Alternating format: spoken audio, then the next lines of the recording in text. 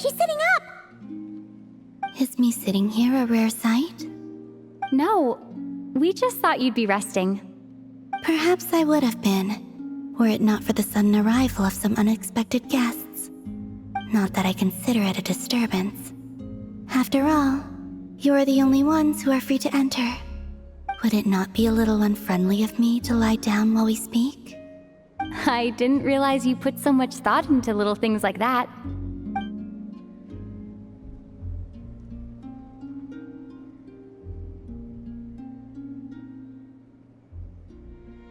Only sometimes.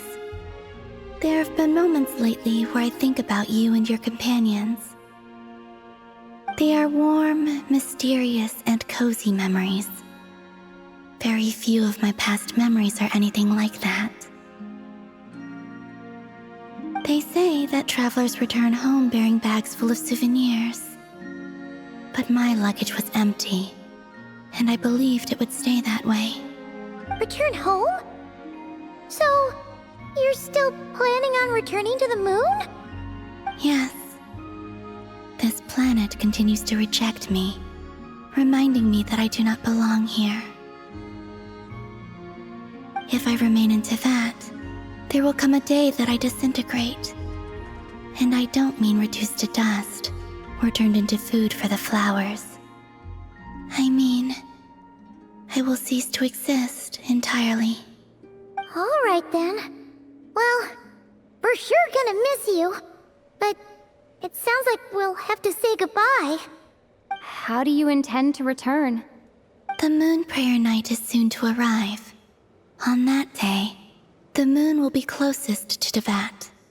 The Kuvaki in this land will reach its peak at that time. I merely need to grasp the tide, and with relatively little effort. Oh, Paimon gets it! It'll work like a slingshot! You make it sound like she's gonna get blasted up to the moon. If I did that, I suspect I would crash into the false sky. I will be using a much gentler approach. But I do like the analogy. It's fun. You see? She gets Paimon's sense of humor. In the blink of an eye, the time has come to part ways. It does feel that way, doesn't it? Time seems to fly fastest when you are enjoying it. I have always thought of myself as a wanderer on this earth, and it has never expressed any desire to keep me here. Yet, just as I plan to depart, it tugs at my arm. Is this a gesture of affection? Or is the world mocking me? Oh. Were you hoping I can answer that? Yes. You are a traveler, so you must have a lot of experience in this area. Then, what I would say is, enjoy the moment. That's right! Don't overthink it! Happiness is happiness and joy is joy! The point is to enjoy it, not analyze it! I see. Then what I would say is, even though I am very tired right now, I am still happy. I can't tell from the tone of your voice. Oh, really? You don't think I sound happy? I'm just kidding. I could tell you were in a good mood today from the moment we saw you. Ah, a joke. Albeit not a funny one. Anyway, I assume you're here about you-know-what. Give me your hand. Actually, it's not that. There's something else we wanted to discuss with you. Oh, then, do you still want to give me your hand? Or not? Sure.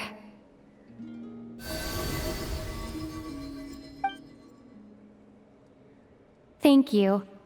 So, I've heard that in the moon prayer nights of the past, people here would hold celebrations in the moon goddess's honor. Since you helped so much in our fight against the Rehir of Solnari, I think you deserve a farewell party before you return home. I haven't asked everyone else for their opinions on this yet, but I'd like to invite you to join the upcoming moon prayer night. I've never joined a moon prayer night before. I'm not sure what I would even do. Oh, don't worry about that! We take care of everything. All you need to do is show up. Of course, there's no need to force it if you're not feeling strong enough. It's just, this kind of felt like a golden opportunity. But they call me Kutar, and the Fatui have an arrest warrant out for me. I shouldn't appear in public right now.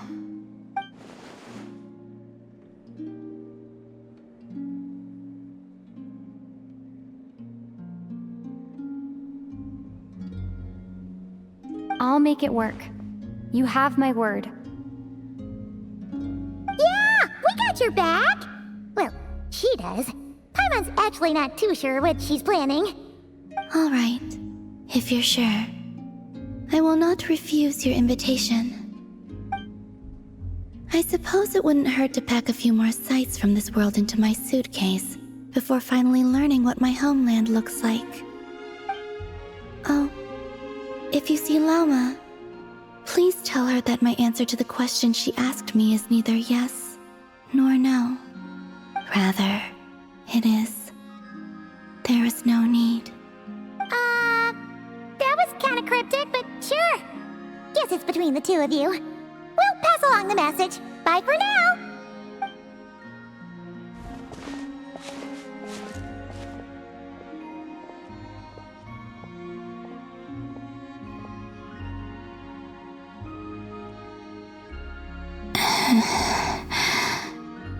And also, I do not know.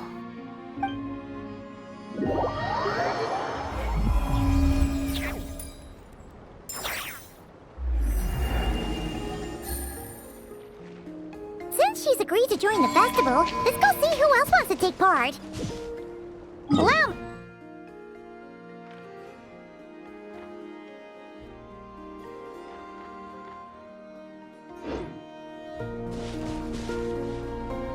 also, what exactly is your plan to keep her safe? Not sure yet.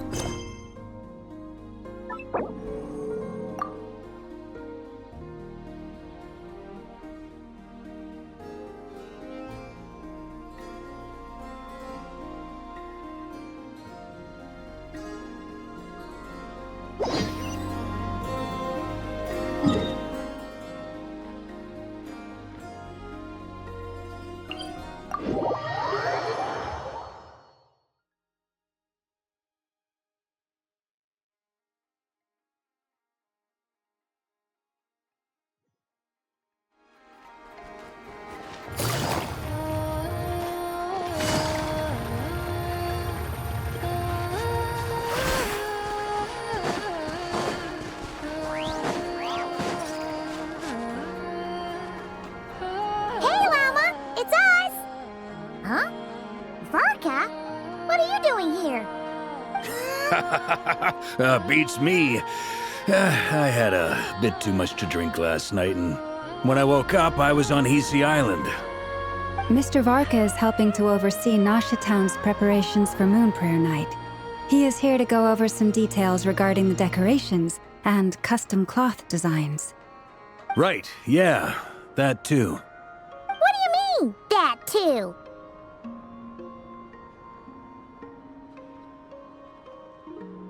Yes, celebrating this festival is a long-held tradition here in Nodcry. On this day, the crescent moon at the top branches of the verdant crest turns into a full moon, and the moon prayer blossoms bloom with a special radiance. Our people take these to be blessed omens. It's an especially welcome event coming off the back of all that nasty business with Rare. Everyone got put through the ringer recently, and now they're looking to turn their fortunes around. The big shots in town all agree that a big, lively celebration is just what we need to rebuild people's faith in this place. No wonder Catherine said that people weren't so bothered about the religious element. That's right. It's become more of a local custom by this point. The celebrations have little to do with whether the religious stories behind this event are true or not. Even the Frost Moon Scions are eagerly awaiting the coming of Moon Prayer Night, despite now knowing that their past beliefs were founded on a falsehood. That's fair. It's It's a bit like the lantern ride in Liyue. It's a chance for people to enjoy themselves, not debate the existence of the Adepti.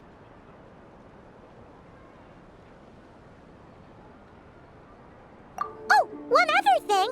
We just went to see Columbina. We went ahead and invited her to take part in the festival this time. Hope it's okay.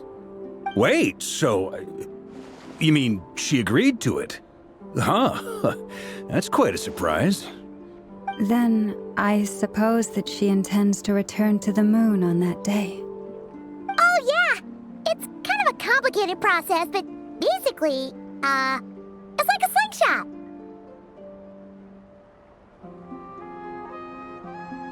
I understand. In truth, I had a feeling that she might make such a decision. Well, if Kuthar has decided to participate in the festival, we should prepare accordingly. Yeah, exactly. She was saying how it could be risky for her to show her face in public. We were wondering if there was any way we could hide her. Unfortunately, the people who carved the statues did an excellent job of capturing her likeness. It will be very challenging to hide a goddess whose face everyone is so familiar with. Darn! We may have bitten off more than we can chew here. Nah, don't sweat the small stuff. We can handle that. Huh? Are you saying you have a plan? Not as such, no, but the most important thing with a festival is to keep the mood light and your spirits up. You can't go preparing for a festival with those long faces. You'll never convince anyone to enjoy themselves. The Mondstatter spirit is strong with this one. As it happens, I agree with Mr. Varka.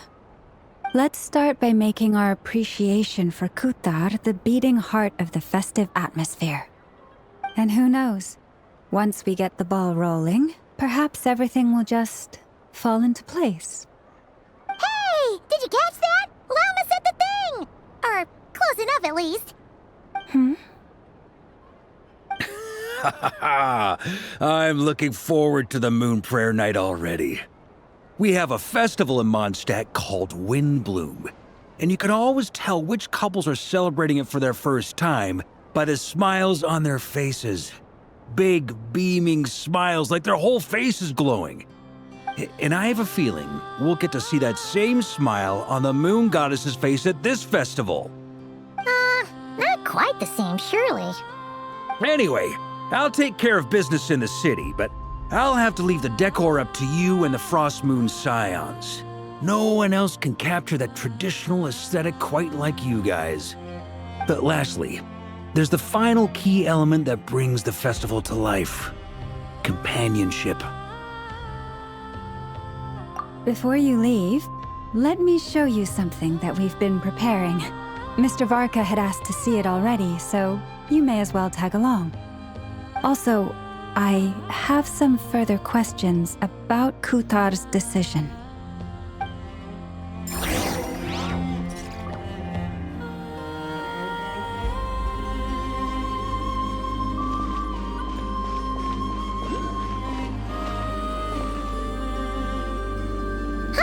What's this? They sure look like they're having fun. I believe so. Kuhenki seem very skilled at playing drums like these, although I'm not sure where they learned it from. Maybe it's an innate talent? In their eyes, they're probably just playing with toys.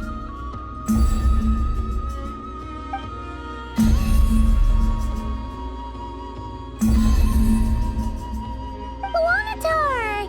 You want to play too?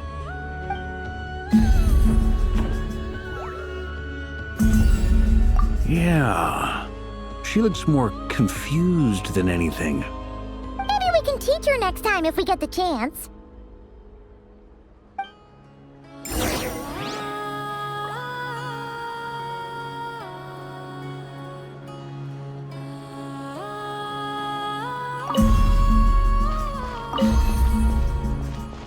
What are these floaty things? Moon veils. We hang them from buildings in the city during the festival.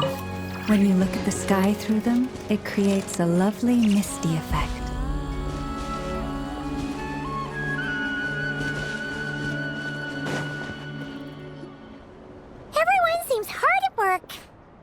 They're preparing items for Moon Prayer Night. For instance, the sculpture being made over here. Mr. Varka and I were just finalizing the details of where it will be placed. Ah, there she is. I didn't know the finished article would be so large.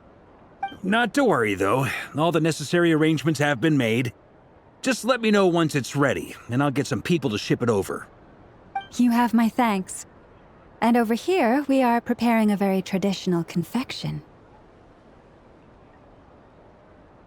Oh, look at all these colors! It looks great! Can Paimon try one? Of course. I have a feeling you'll like it a lot. You bet! Sweets and treats are Paimon's favorite. If you included those in the Feast of the Moon, I bet Paimon would have joined the Frost Moon Scions by now. There will also be verdant crests like this present in Nasha Town during the festival. The timing of Moon Prayer Night is not completely set in advance. We make a rough estimate, then observe the changes in the verdant crests and moon prayer blossoms to guide us. As such, the wait itself is a fun feature of this particular festival.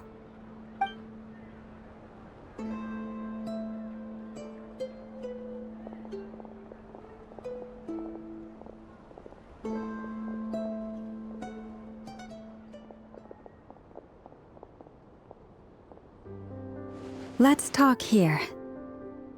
To tell the truth, I am very surprised to hear that Kutar is willing to participate in the festival. I once asked her if she'd be willing to stay with the Frost Moon Scions. I could introduce her to everyone, and we could be a family to one another.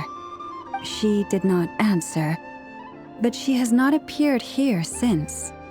I took this to mean her answer was no, but if that were the case, she would not have accepted this invitation.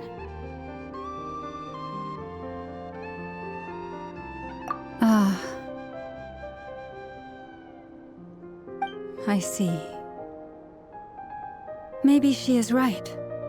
Maybe the Frost Moon Scions of today no longer need a moon goddess. But my wish was not for her to come here and be worshipped as a deity. I simply wanted to offer her a place to stay. I'm sure she believes that showing herself here might invite Fatui intervention, and as such she does not wish to cause us trouble.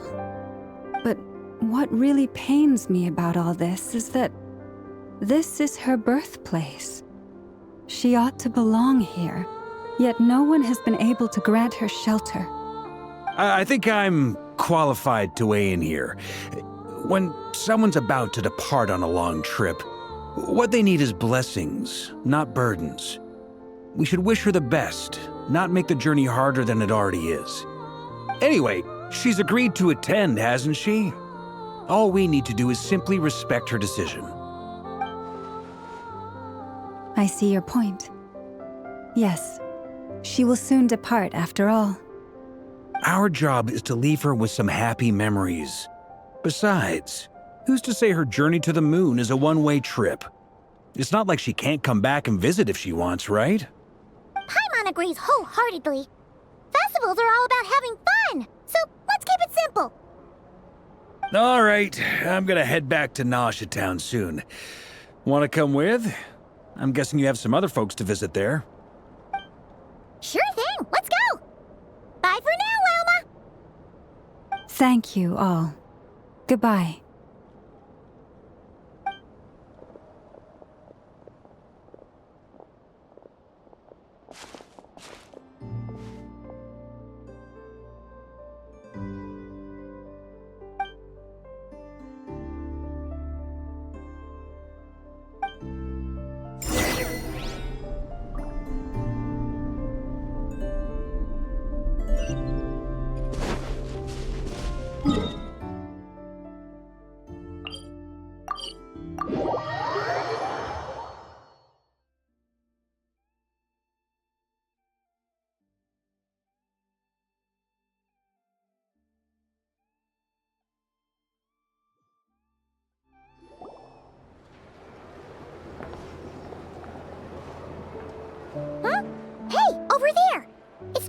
Albedo with Flints. What could they be chatting about?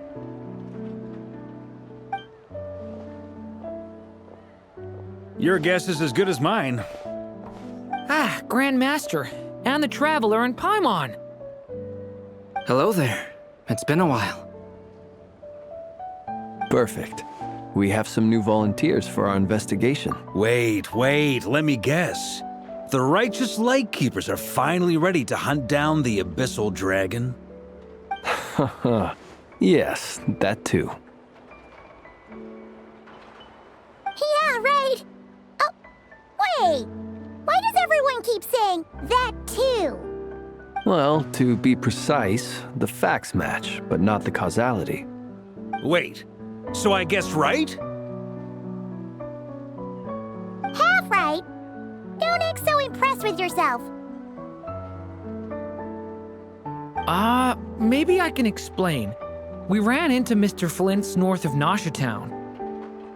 At that time, we just noticed a few abyssal creatures out in the wild, but the strange thing was, I didn't detect any traces of abyssal energy on them at all. On closer inspection, we realized that they were not real monsters, but something akin to reflections in the water, or perhaps a mirage. Huh? What do you mean? Like, you could see them but not touch them? Exactly. It was very peculiar. They roared and tried to attack us, but we could not make any physical contact with them. I think I've heard of things like that happening in Nodcry before, but I don't know much about it. Yes, it's a known phenomenon. Mirage-like illusions tend to appear in Nodcry in the run-up to Moonprayer Night. From a distance, they appear quite real. I myself thought that Misters Durin and Albedo were locked in battle with abyssal monsters when I first arrived. But after sharing intel and investigating a little further, we can confirm that these illusions are harmless. There is no great cause for concern.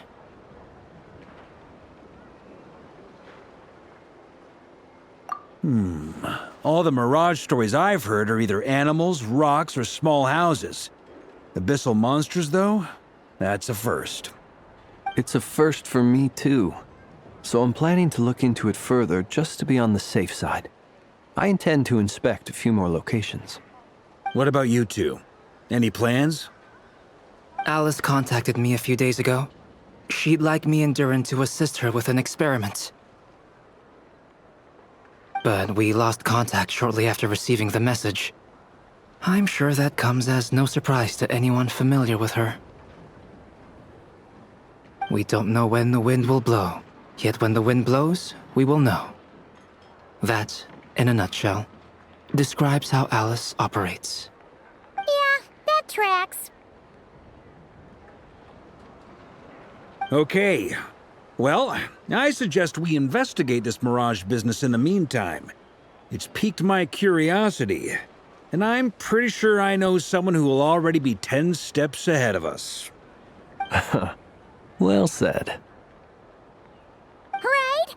Whatever's happening in Nodcry, she always seems to be the first one to know. Let's go see what she knows. We can invite her and her staff to the festival while we're at it.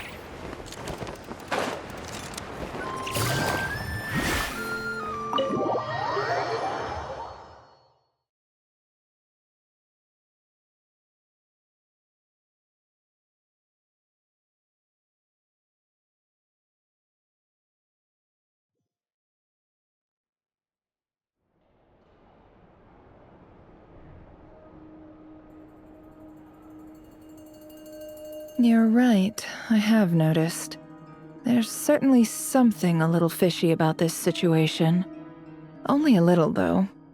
Records indicate that this phenomenon can occur in the days before and following Moon Prayer Night. That said, it has always been a rare sight in the past. The odds of encountering these phantoms are similar to looking up in the night sky, happening to see a shooting star, and managing to make a wish before it disappears. But this time, either everyone's getting lucky, or they're appearing far more frequently than usual. Yehoda's out gathering intel as we speak. In the meantime, let me check off some points of interest. First, the Abyss. The ones we saw seem to be abyssal monsters. Indeed. But we have identified one location where many more of them have made an appearance. And not just monsters, but human phantoms, too. Given the scale and nature of the phantoms, it's almost as if someone's last memories are coming to life. Or perhaps the memories of multiple people. Oh. So you mean the phantom monsters are hunting down the phantom humans? Exactly. The phantoms can interact with each other, but we have no means of intervening. In addition, some of the human phantoms would seem to be from the very distant past. This is clear both from the clothing they wear and the stories they tell. They claim to be from Hyperborea, a name which I've heard from Lauma before. If this is true, it means they must be from 6,000 years ago. Did Paimon hear that right? 6,000 years? It sounds like this merits further exploration. That'd be a big help. I'll leave it with you, Albedo. My knowledge of ancient history is non-existent. I used to doze off every time the pre-Knights of Favonius era came up in class. It's quite a miracle that you were able to understand these phantoms' speech, given how long ago they lived. I suppose you're right. But I'll leave the archaeologists to ruminate over that conundrum. As an intelligence broker, my sole interest is in the value of the information I gather. Which, in this case, hopefully means earning myself some good favor with our dear Lady Moonchanter. So calculating. Whew, this intel broker logic always catches Paimon by surprise. Sounds to me like we could split the work up. I think the abyssal phenomenon is best left to Albedo, Flint's, and me. Agreed. It coincides with my duty as a lightkeeper. For my part, I'd like to understand the abyss better. Even a little knowledge would go a long way. This is certainly a rare opportunity to study the abyss. But even rarer, perhaps, is the chance to make contact with the ancients. The Curatorium will take the lead on investigating the Hyperboreans. We put in the work to learn what we know so far. It seems only fair that we get some quantity of exclusive intel. That just leaves our trusty team of 2 unassigned. Since you became an honorary knight, of course. This was part of my grand plan all along. Ha ha ha! Oh yeah, by the way, we managed to convince Columbina to come to the Moon Prayer Night celebrations. Would you and Yehoda like to join too? She agreed to that? Huh. Quite an achievement. Never underestimate the traveler, I guess. I'd be happy to join. No point shutting myself inside when the streets are all decked out. I doubt any clients will be visiting during the festival in any case. And Yehoda loves a party, so I'm sure she'll jump at the opportunity. No. No. No. No. No. No. No. No. No. No. Way to contradict me in front of... Wait. No, that's not what I have bad news, boss. So many people. All right, everyone inside, quick.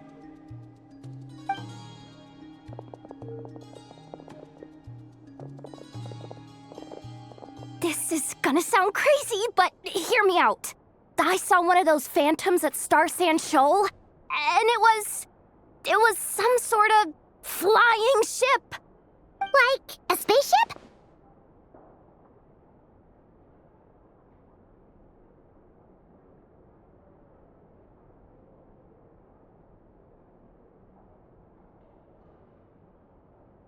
That's gotta be the one you came to Tibet in. You said you saw the same thing through the moon marrow, right? Huh? You already know about it? Ugh, I thought I was gonna blow people's minds. Turns out I'm the last to find out. Wait, back up. You came here in a spaceship? Now my mind is blown! What's it like on the inside? Was it like flying through space? I want to know everything! Yep, exactly. Huge discovery. You're the best, second best intel broker in the world. After your boss, of course. Wow. Really? Well, I don't know if I'm all that, but... I guess that decides where we're heading next. Come on, don't look at me like that. I know the spaceship doesn't have anything to do with me, but you don't want to leave me as the only one twiddling my thumbs, do you? Please? Fair enough. You can tag along. In that case, let's meet back here to discuss our findings once we're done. I wish everyone a productive investigation. You too.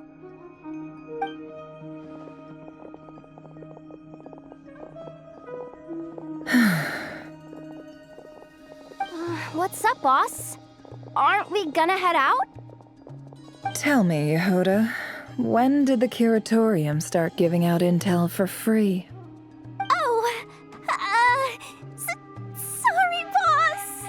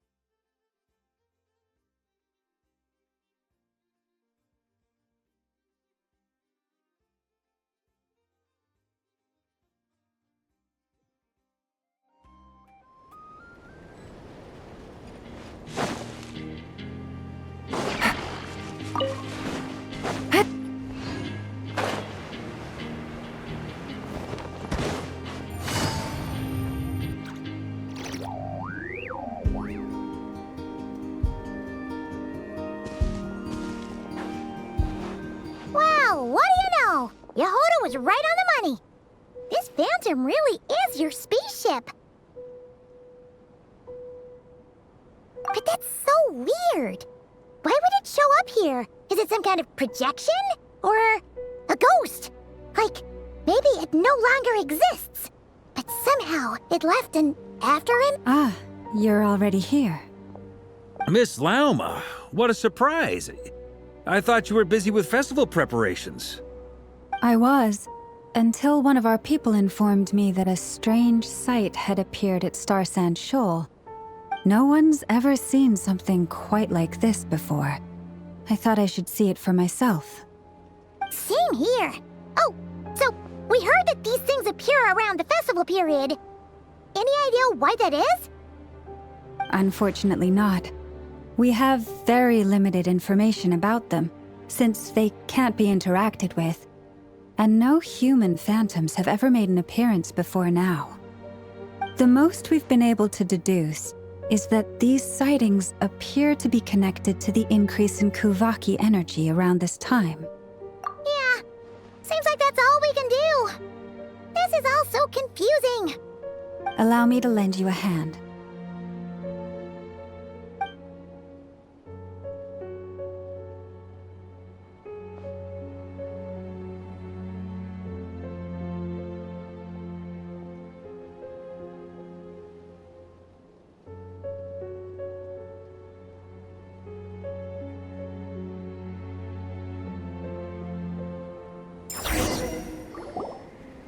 Everyone, our friend here should be able to provide us with some information. Is that a phantom rhymehorn deer? I've heard about how the Frost Moon scions live in harmony with the animals and can even communicate with them. That's coming in handy now, for sure. Okay. Yes, I understand. Then how about this?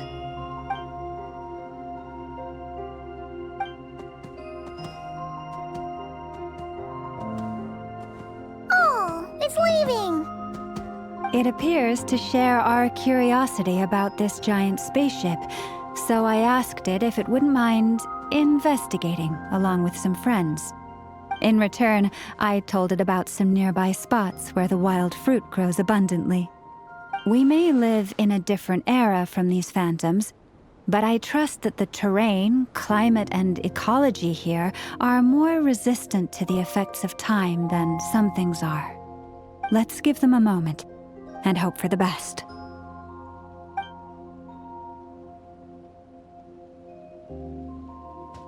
All back together? Must have been a lot of fruit. Indeed. Now let me ask them some questions.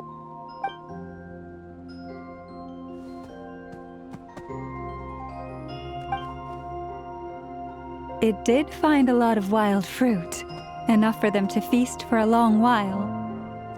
This puffin circled in the air several times, but didn't spot anything out of the ordinary. Certainly nothing to do with the spaceship. Huh. Well, it definitely makes sense to get a bird's eye view. Indeed.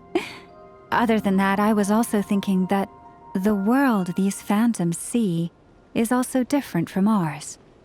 Oh, I get what you mean.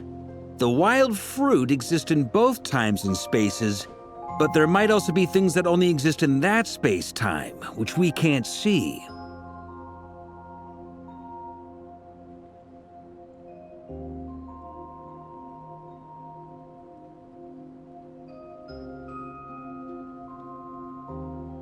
Good point. Great thinking, Llama. Blunthorn rhinos can use kuvaki to shift great rocks, but this one says it couldn't get that ship to budge by even an inch. The sniffer mole tried too, but despite being a skilled digger, it could not get through. They say that the spaceship looks robust and undamaged. It seems completely impervious to any and all attacks. Whatever lies within is well defended from harm. So, just like us humans, there was nothing they could do about this spaceship either. Yes, still, they deserve our thanks. We are grateful for all your efforts, dear friends. Now go, and enjoy your feast. I've noticed some other human phantoms gathered nearby. Come on, let's go talk to them.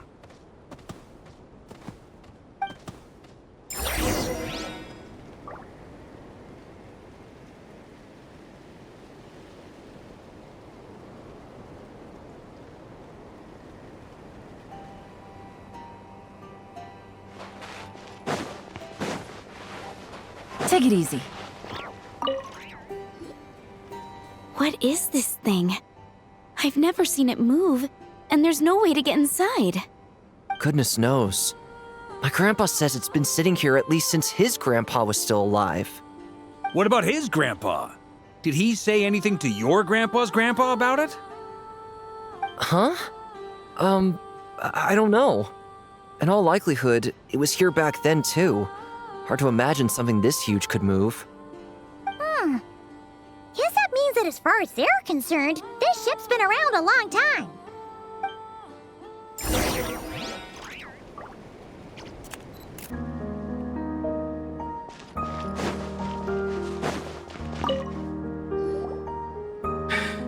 Come on, brothers. If we can get even a small chunk off of this thing, it's gotta be worth a fortune. Today is the day we strike it rich. Huh? You mean Paimon? Yes, brother, I shall join you. Let's make our fortune. We should go with them. What the? This thing is crazy tough. I can't even scratch it. What's it made of? Sorry, brother. Looks like we'll have to seek our fortunes elsewhere. Enjoying yourself? I was just seeing if I could influence this phantom's perception by playing. But nope, no dice.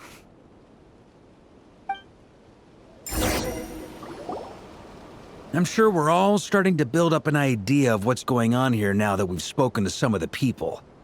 These phantoms are reenacting real historical events in Nodcry. It's almost like we're in some kind of interactive stage play. We can talk to the actors, but the plot is fixed and we can't influence it.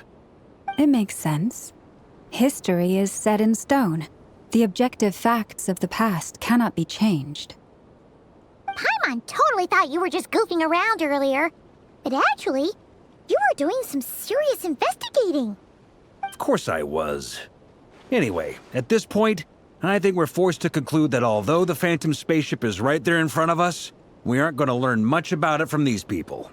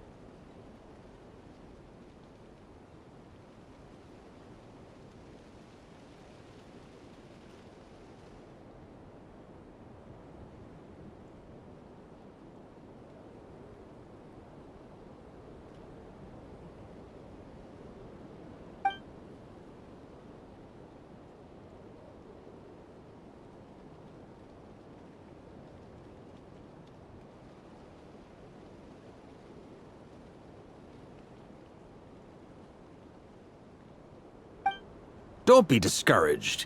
If nothing else, this is proof of the ship's existence. And think about it. So many people tried to hack their way inside, but no one could get the door open. It's made of very tough material. To me, that says that we'll either find the ship itself or the story behind it. It's just a matter of time. Huh. Every now and then, when Varka gets serious, he actually does seem like Grandmaster material for once. I wonder how the others are doing. Let's head back for now. Sounds good. Also, drinks are on me if Team Knights of Favonius is the first to finish. Wait, we have a team name now? Am I in Team Knights of Favonius as well? You're very welcome to join. We've even got a cathedral ready for you. Isn't that technically blasphemy? You wouldn't dare make a joke like that if Barbados was in earshot. Nah, I'm sure Barbados doesn't mind a little harmless blasphemy once in a while.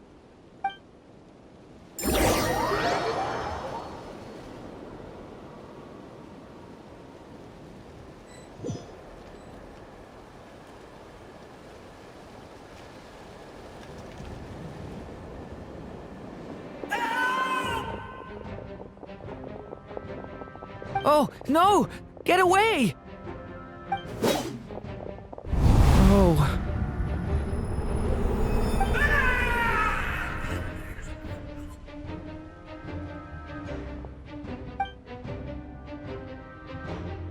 I know it's hard to stomach, Mr. Durin. But as I'm sure you've noticed, there is nothing we can do to intervene in that which unfolds before us. But we have to at least try. And try you have. But are you aware of how many unsuccessful attempts you've made now? I wasn't keeping count. I'm afraid this is the 39th failure so far. Or the 5th if we're only counting this particular victim. There are no indications that these phantoms may be altered in any way. You seem to have calmed down a little. I'll make us a fire. You should rest and have some water. Feeling any better now, Mr. Durin? May I ask a few questions? Be my guest. What exactly are we witnessing here? What happened to those people? My guess would be that we are seeing Nodcry during the Conrian Cataclysm. Would that be accurate? Conria. That is correct. As you know, once the Abyss senses even the tiniest crack, it floods in and spreads like wildfire. There was a time in the distant past when it permeated all of Nodcry, causing immeasurable harm. The people paid a terrible price to heal this land.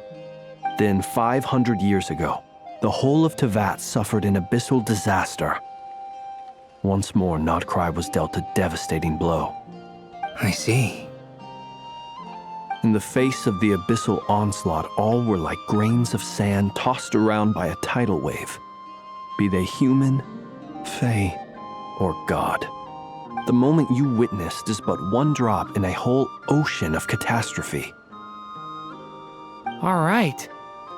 I guess that answers my second question, too. I wanted to know why there's nothing I could do to help them, and that's because what we are seeing is history. That would be my guess as well. As I understand it, history and fate are not all that dissimilar. The latter may be unseen to us, but both are immutable. Yes. Fate was determined long, long ago. I still have a couple of other questions for you, Mr. Flint's. You mentioned more than one abyssal disaster that has struck this land in the past. How can you be sure that what we're seeing is from the Conrian incident? And also, how are you able to stay so calm when you're talking about these events? From everything I know about you, you're not cold or ruthless, and you're not indifferent to the suffering of others. Alas, I am forced to show my age. I must be 600 or 700 years old by human measure. Wait, so you... One is not easily moved by history when one has witnessed the truth firsthand. I'm sorry. You needn't apologize.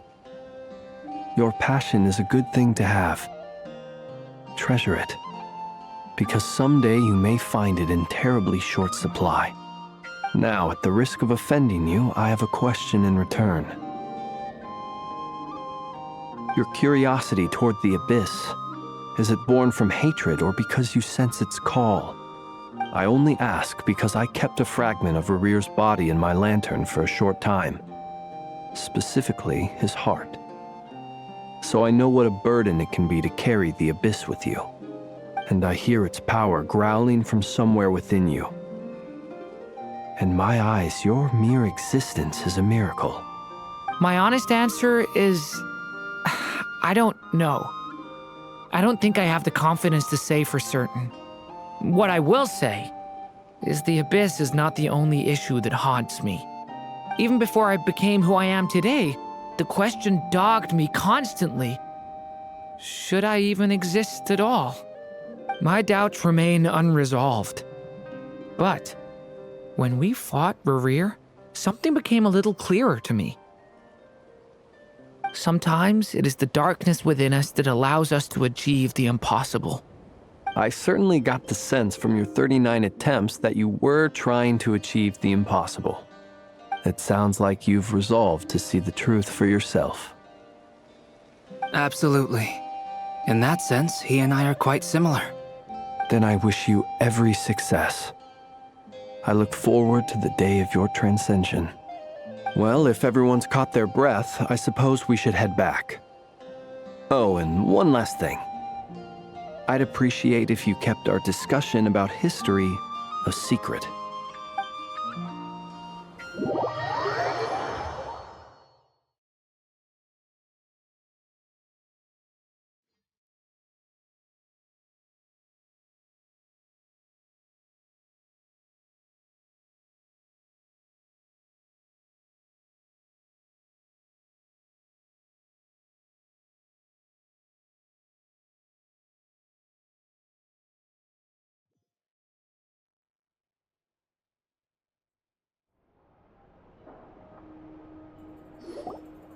Incredibly, our separate investigations led us all to the same conclusion. Hooray for consensus! Yeah, but we barely learned anything, though. I totally thought this would be the mother lode. Talking with the ancients? I mean, come on! But nope. All we got was useless snippets of conversation. And all this stuff about moons and hyperopia. What a load of baloney. Seems like people back then had a few screws loose. I understand your frustration. We found the same issue. Each phantom only showed a very brief moment in time. There isn't much value to be found in these miscellaneous fragments of a civilization's history, no matter how glorious it may have been. If there's a silver lining, it's that these phantoms are harmless to the present reality. They shouldn't get in the way of the festivities. Paimon agrees. And not just because it's the first thing she understood in this whole conversation. You look disappointed, Nefer. Is something the matter? What do you think? We all worked our tails off, but the only one to gain anything from it was you, Lady Moonjanter. Well, please do share the Hyperborean records with me. I will gladly inscribe them in our people's documents. Oh, duh! Yeah! That was it! Hyperborea! Hyperborea. I'm serious. Only an expert in the Frostmoon Scions and their history can turn these records into valuable research material. The alternative is to let them gather dust on the Curatorium's storage shelves until the pages turn yellow. Nefer, you're wise enough to know that cooperating and sharing the profits is the best course of action here. Well, that goes without saying. Sure, let's do that. Huh? But didn't you say we aren't supposed to give out intel for free? Sorry. Shutting up. Now is not a good time to push Nefer's buttons. Anyway, back to Moon Prayer Night. I'm thinking that we should prepare something a little special, aside from the usual decorations and so on. You mean a parting gift? Can't go wrong with food. Although, does food go bad on the moon? Perhaps a lantern would be a better choice. It might be dark up there. It could prove difficult to light a lantern on the moon. Magical stones might serve that purpose better. What about a clockwork mecha model from Fontaine? I've got a whole bunch at home. I use them for fighting practice in my free time. None of these sound like things she would be even remotely interested in. But we don't interact with her enough to know what she likes.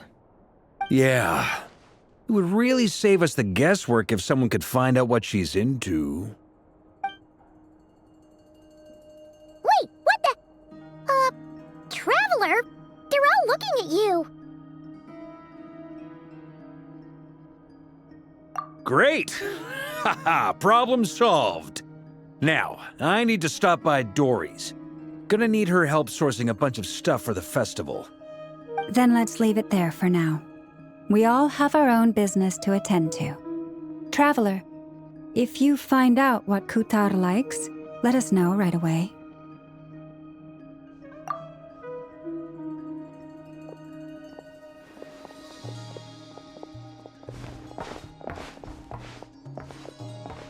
Is something the matter? I'm fine. It's just... I'm still feeling a little rattled after witnessing the horrors of the Abyss. But it's okay. This is something I have to work through. I'll be all right. Thanks for your concern. Well, don't put too much pressure on yourself. If you ever feel like something's wrong, physically or mentally, we're here to talk.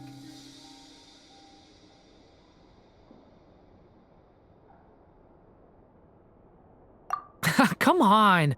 Stop treating me like a kid.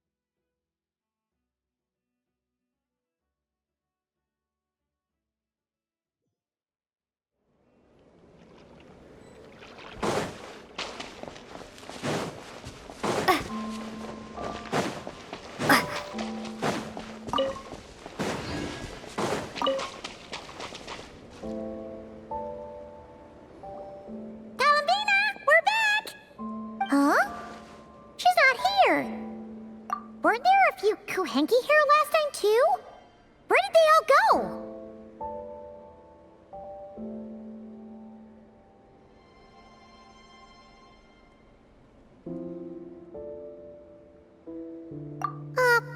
Walkies? For Kuhenki? You're not pets, you know. Oh, well. Looks like we just came at a bad time. Let's try again tomorrow. There's still a few days until Moon Prayer Night, so we're in no rush. Besides, she needs time to rest anyway.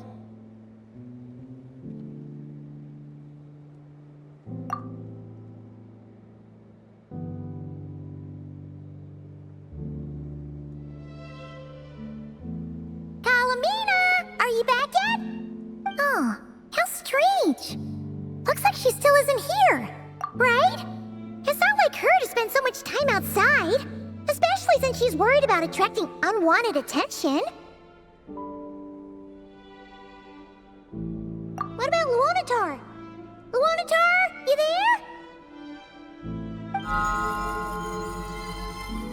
Hey!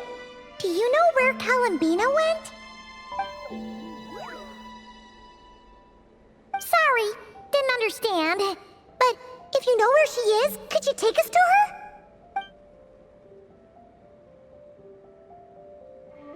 Yeah, that's even stranger. What about him? Oh, that's not good news. They change color when Kalambina gets weaker, right? And they look super pale right now. Good idea. She might know what's happening.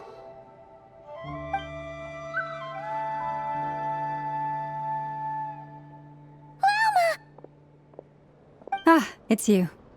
How is Kutar? Is she okay?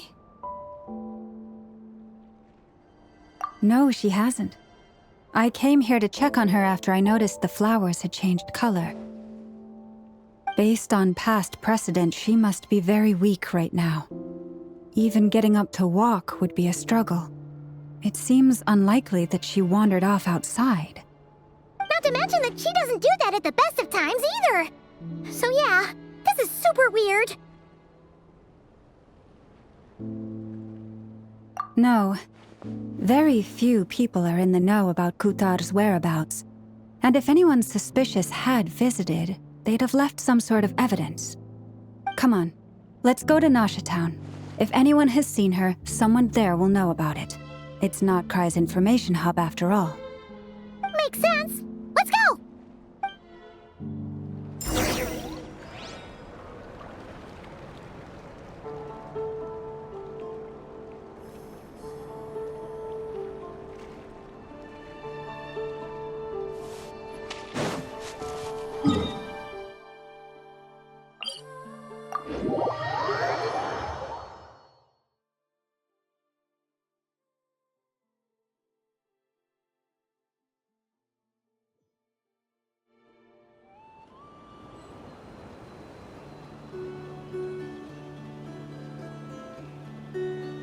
Navigating the world is a whole lot easier with a few different identities to choose from.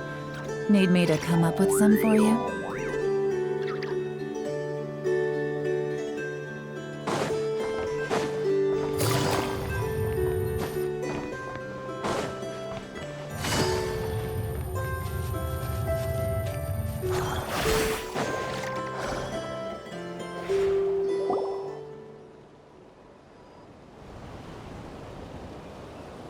Moment. Is it just Paimon, or is this stall kinda suspicious? It's never been here before, right? No, I don't recognize it. Alas, your free and easy adventure time is over. Now, prepare to face the final boss of Nod Cry. Whoa! Where'd that voice come from? Not sure, but it's definitely hostile. No, no, no, not that way. The final boss is right here. The sniffer mole? That's the final boss? Surely not. Also,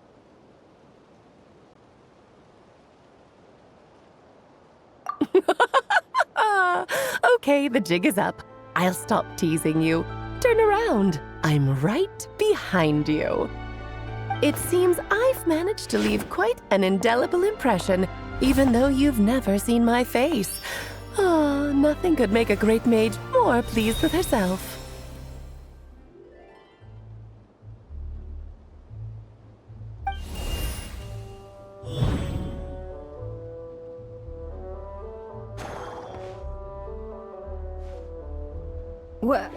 What is going on? I've heard that all the big shots in Tevat have long, wordy titles that stun people speechless when they make their entrance. Unfortunately, none of them are affiliated with the Hexenzirkel, and we ourselves keep a very low profile. The notorious name-dropping doesn't quite work for us. Still, I, for one, think I'm really quite amazing. So that didn't stop me from coming up with a title anyway. Alice! It's really you this time? Not a lantern or a Dodoko, but Alice in the flesh? Oh, that's right. So, what do you think? How does it feel to finally meet me? You look like... Oh, that's the first thing you thought. A little surprising, but that actually makes me very happy. Because that means that when Klee grows up, she'll be just as stunningly beautiful as her mother. So she's a friend of yours? Kind of. This is actually the first time we've seen her in person. I see. Madam Mage, that was, quite a powerful entrance. I certainly won't be forgetting it anytime soon. It's okay, Lauma, don't force it. Paimon will do the honors. This is Alice from the Hexenzirkel. She's a friend of ours, and of Arcus, too. That's right! She's a good person, just kinda... unpredictable. Well, what is the human heart if not unpredictable? Hmm? If we could not do as we please, how would we differ from machines?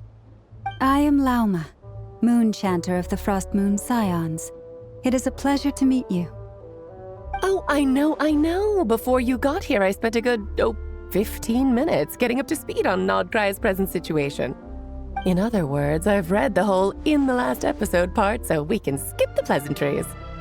Fair enough.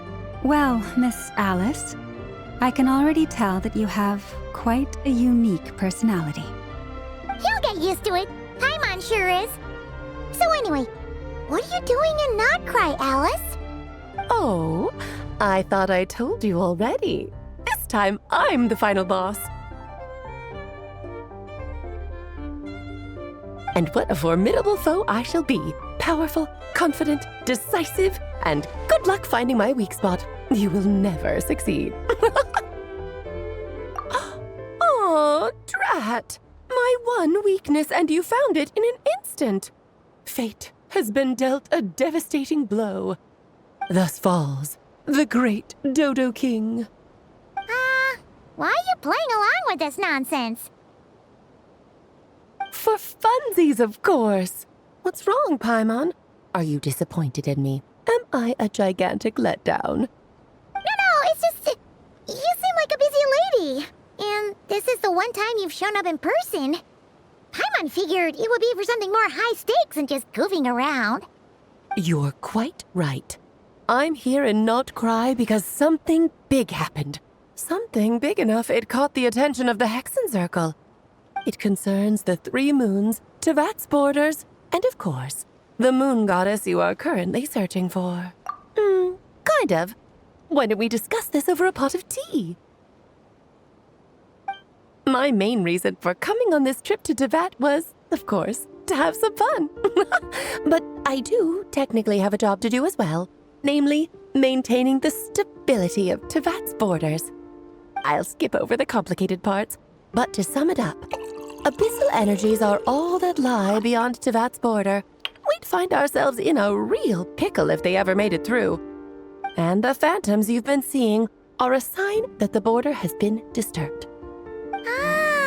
No wonder they tend to show up around Moon Prayer Night. Is it because the real moon is now so close to us that its power can cross the border? In part, but only a negligible amount passes through. Just enough to influence the verdant crests and so on. And as you've noticed, there has been an unprecedented number of phantoms appearing this year. The influence of the moon beyond the border cannot explain this. No, there is another far greater factor at play. The trilunar syzygy. A trilunar syzygy.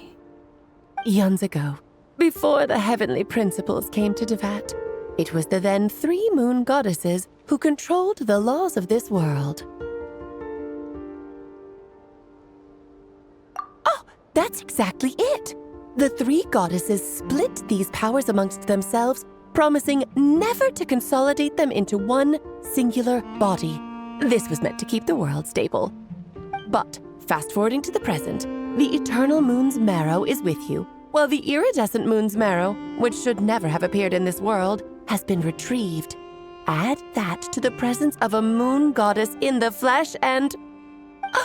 the power of all 3 moons is gathered here in Notcry. There hasn't been an event like this since the War of Funerary Flame. And it's having a noticeable effect on Tevat's borders.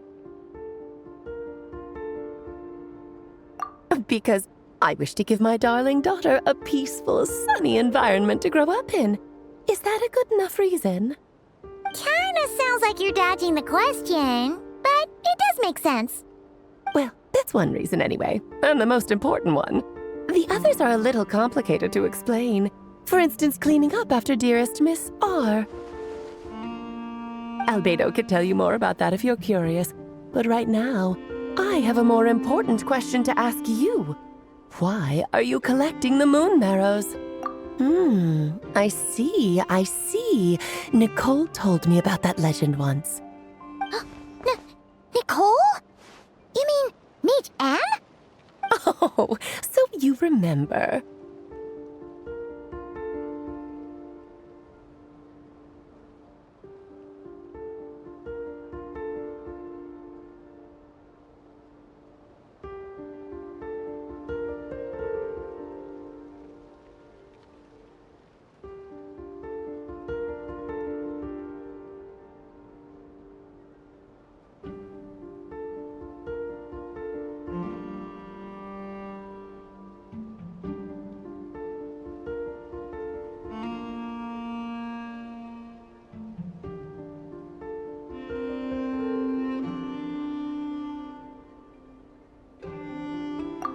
Yes, of course. That was a story about fate, her area of expertise. But back to the story of our dear moon goddess. I'm afraid her intended method of returning to the moon is unlikely to work anymore. What does that mean? She may be missing, but she hasn't gone anywhere. She has disappeared.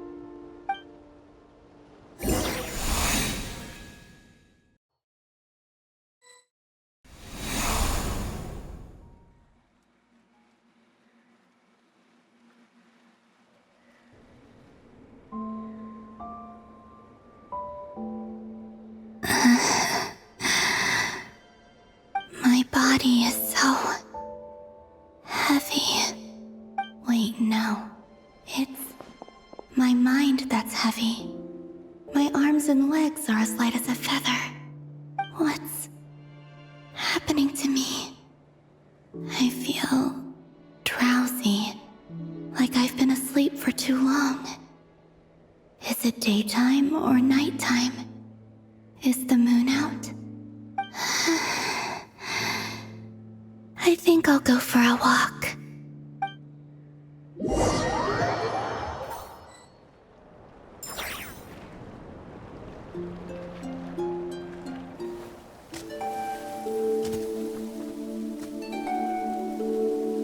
Are you out for a walk too?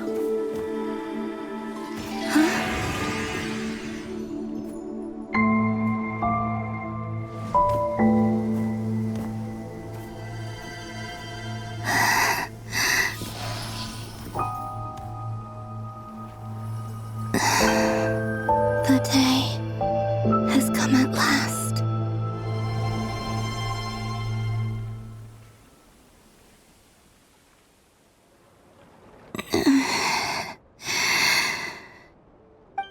grown so weak that I can't even sustain my physical form. But Moon Prayer Night is nearly here. I was so close to returning home. Death is near. Is this how it ends for me? Will I return to the moon after I disappear? Or... I don't want it to end like this. So far, at least, I still exist. Even if not physically, I can still feel. But as my power wanes, I'm sure that too will fade. I suppose I might take one final look at this world. The world where I was born.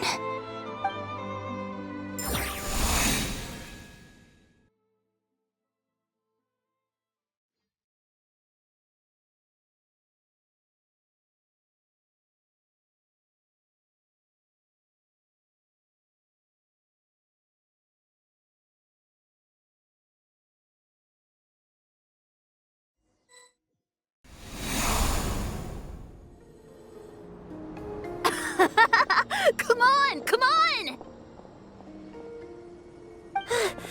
Wait for me! The Frost Moon Enclave. How much it has changed since I was born. These decorations, they're so heavy. It's times like this when you kind of wish men could be priestesses and acolytes. How fascinating.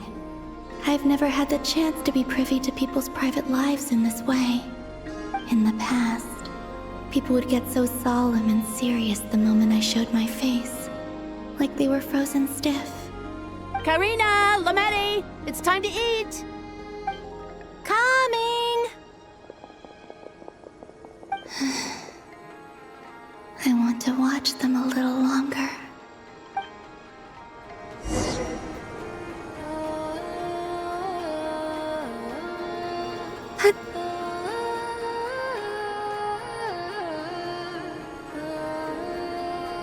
So just fill these balloons with air, right?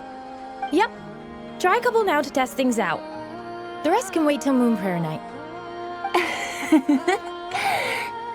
Think fast. Rita! Teasing an acolyte of the Frost Moon Scions? Surely that's a punishable offense. Take this!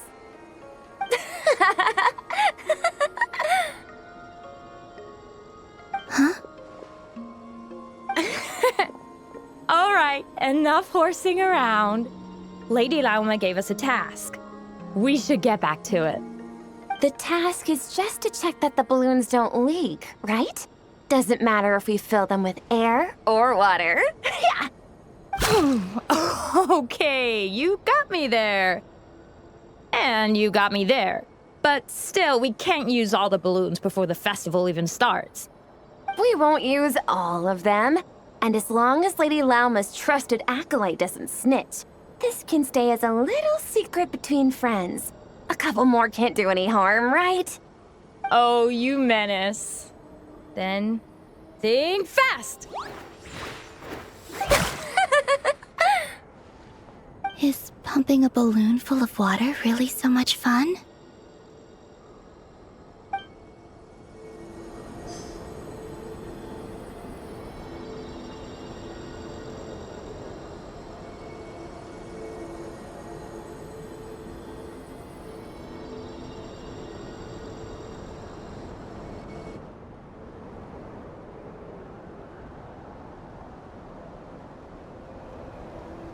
I'm sure you're both tired from playing all day. Come on, eat up. A plain, humble meal. That has always been the way of the Frost Moon Scions. Huh? How come Lametti got a midsummer berry dessert? Oh, I always get Lockaberry. I don't mind sharing. You can have a bite of mine if I get to have a bite of yours. They're sharing food? I've never shared food with anyone before.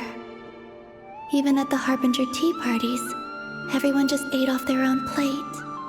And when I couldn't finish my food offerings from the Frost Moon Scions, they'd leave the leftovers out under the moonlight for the animals to claim. Hey! That was 2 bites! Oh, then you can have another bite of mine. Oh, you too. Oh, don't fret now. Here, have some of Granny's too. So this is what it means to be family.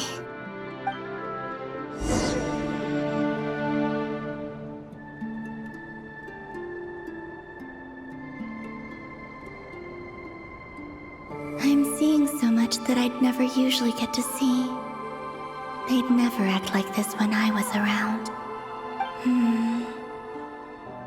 It's nice, being able to just watch people in peace in these final moments. What a rare opportunity. I think I'll go take a look around Nasha Town, too. Maybe the Traveler will be there.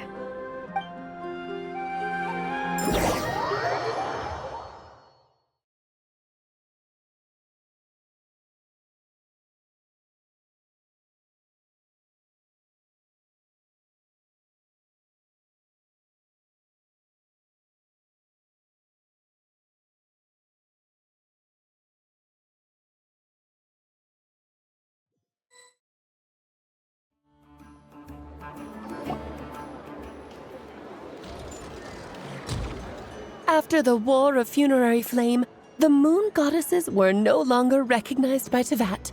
They lost the whole foundation for their existence. That's why the Moon Goddess's strength is fading. She cannot withstand the world's rejection of her.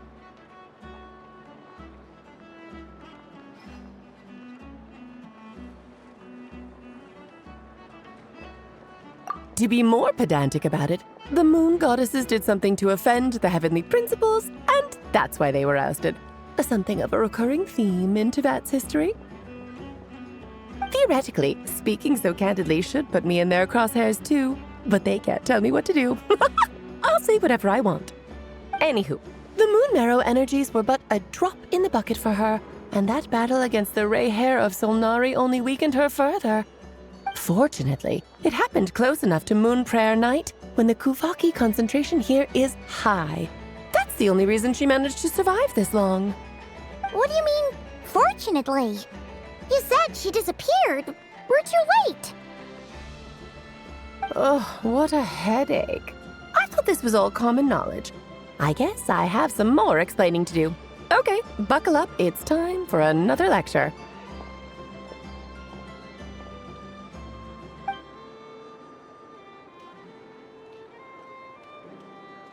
Now, I said earlier that the Moon Goddesses lost the foundation for their existence.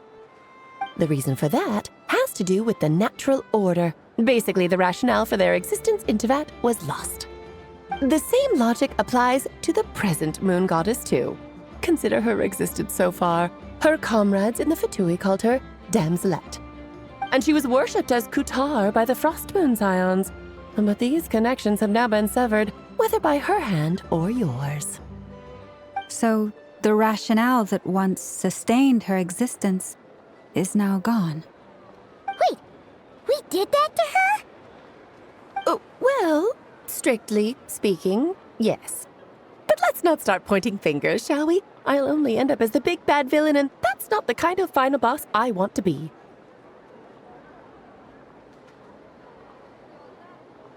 Of course I do. I'm only the greatest mage in the whole entire world. Now, if you wish to find your Moon Goddess, there are 2 problems we need to solve. Firstly, we'll need to strengthen the connection between her and Teyvat, at least enough to sustain her until Moon Prayer Night. Strengthen her connection. But does that mean I'll have to rally all the Frost Moon faithful behind this? I'm afraid a bygone faith and a former home won't be of any help to her now. Do you know her name? Her name? Yes, names are very important things. A name is a fundamental concept that anchors one's entire existence.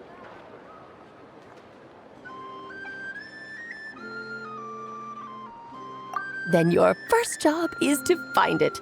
As a moon goddess, I'm sure she must have a name she identifies with. Neither Columbina nor Kutar is her true name, and she's never really accepted either of them. So, finding out her real name is enough to sustain her existence?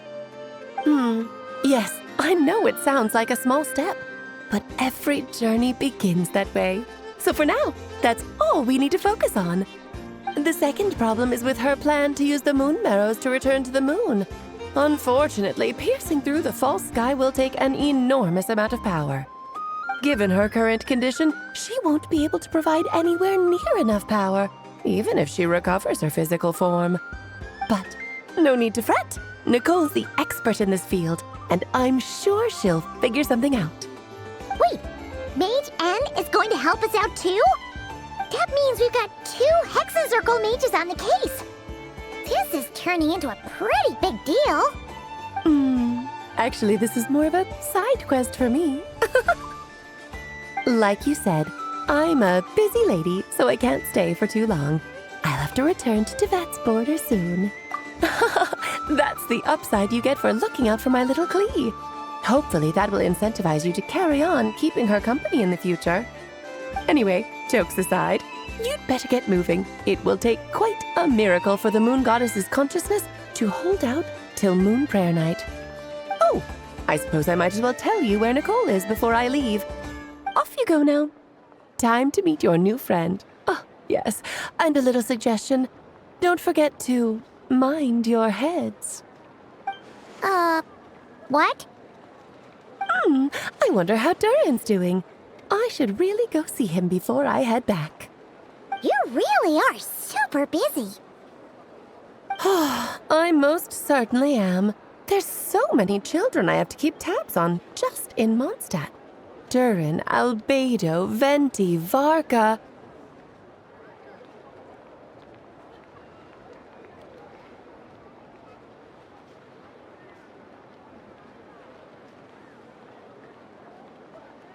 Klee didn't make the list, huh?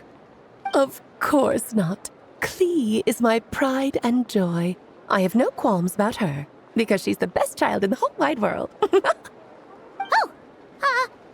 Yep. Klee's a little angel. I'm glad you agree. Well, all the best. See you when I see you.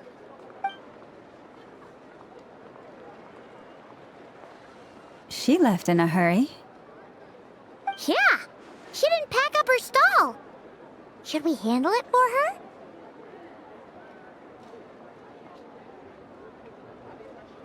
I must say, I'm now very curious about her daughter. Klee, wasn't it?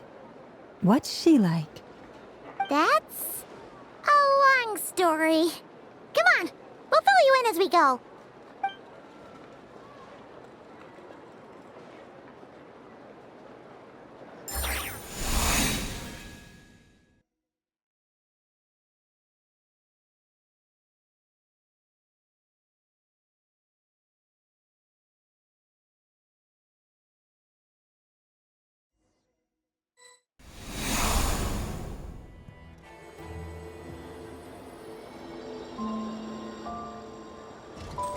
What a lively place.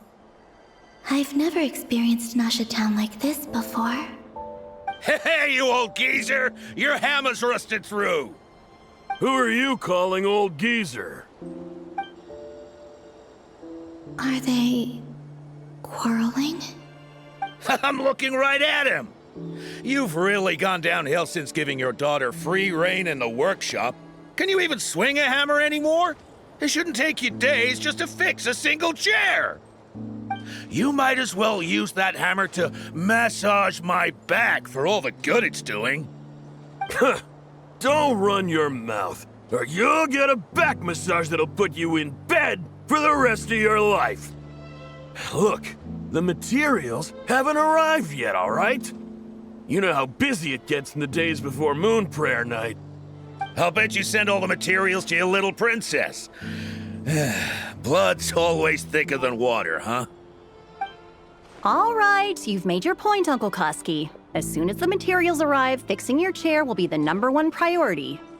And Dad, if you've got time to chat, why don't you lend me a hand, See? Lolka knows what the score is. I guess they're friends. But the way they spoke to each other was so ugly. Then again, it wouldn't be the first time I've seen something like this. Columbina! Sing outside my door in the middle of the night one more time, and I'll unscrew your vocal cords. You hear me? Oh, Zandrone. So that was her way of trying to be friends with me. What a pity. I won't get the chance to say any ugly things in reply.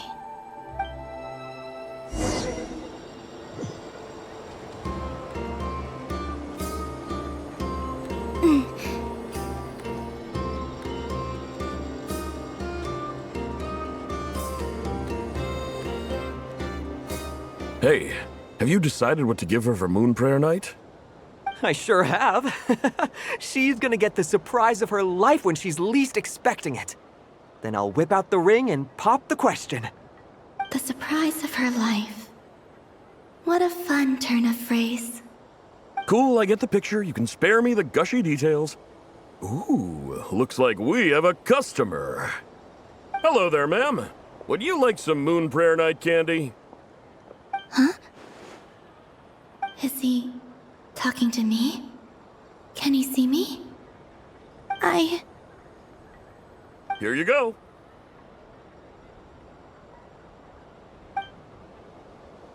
Oh.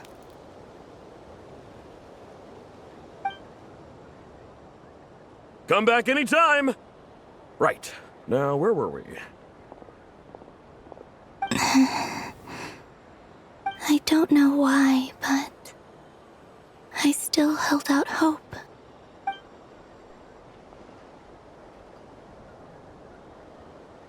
The most important thing right now is to find that mage. This name thing seems super important too, but where do we even start looking? I'd better go pay the Fatui a visit.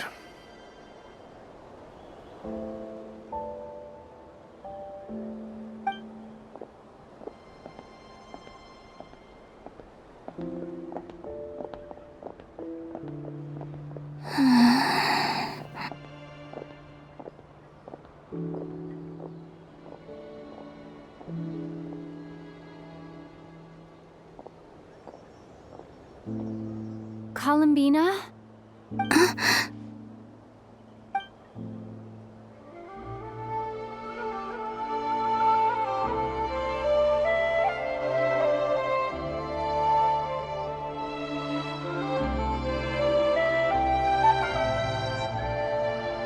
Traveler? Let's go! This is no time to be spacing out!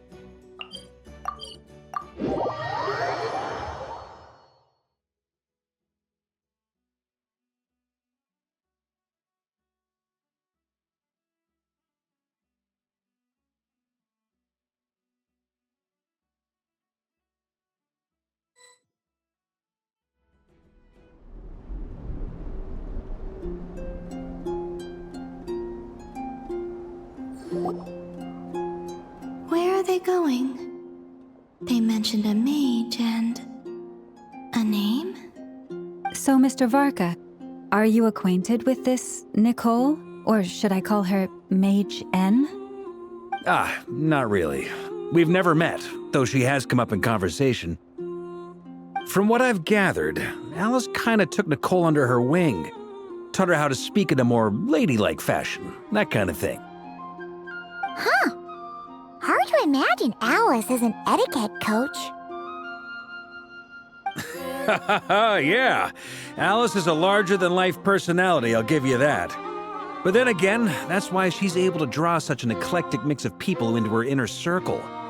If I remember correctly, being an interesting person is actually one of her main entry requirements.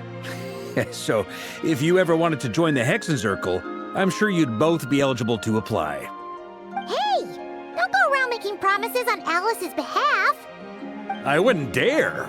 I'm just trying to paint a picture of the Hexen Circle for you. Okay, sure.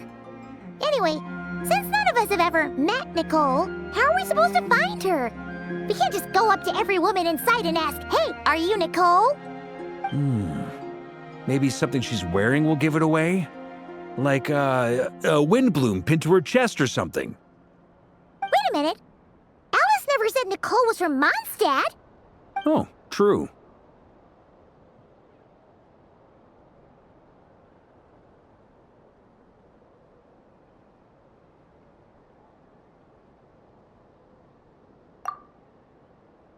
That would be this young lady, then?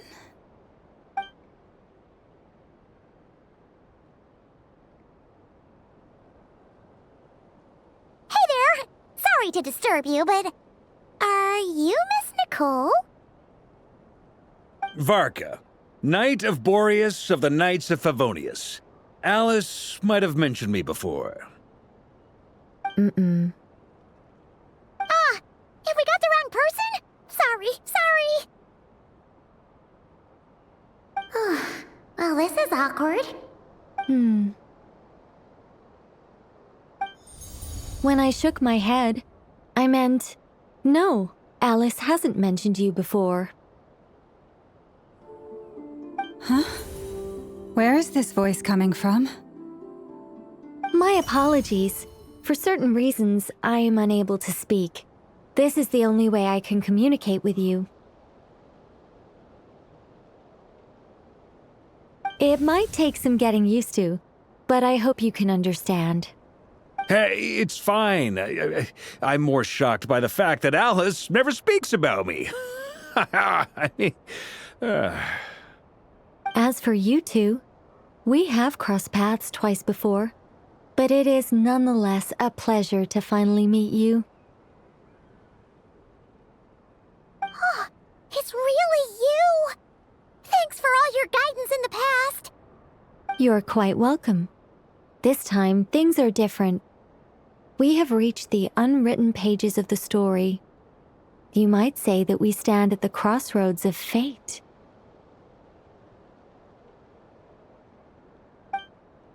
Now then, allow me to formally introduce myself. My name is... No, stop! Alice! I can't believe it! I had a whole speech prepared. I'd agonized over every single word. She always picks the worst moments to ruin other people's plans. I'm so sorry about that. Alice took the liberty of devising some bespoke self-introduction magic for each member of the Hexen Circle. But I could have sworn I deleted all of the triggering conditions for it. How did it bypass everything? Oh gosh, this is so embarrassing. This is a very different side of Nicole than what we're used to. Is she not used to face-to-face interactions? Don't worry about it. We've seen that introduction magic once already, so it wasn't too much of a shock. Please go on, Miss Nicole. We'd love to hear what you have to say, or, well, communicate. Huh? Are they talking to this lady? But... will you all promise to forget that horrendously embarrassing introduction? sorry, embarrassing. When?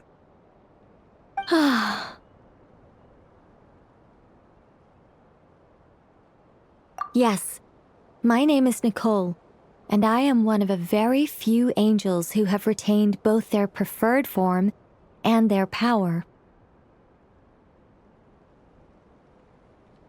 The Traveler and Paimon should be no strangers to this concept.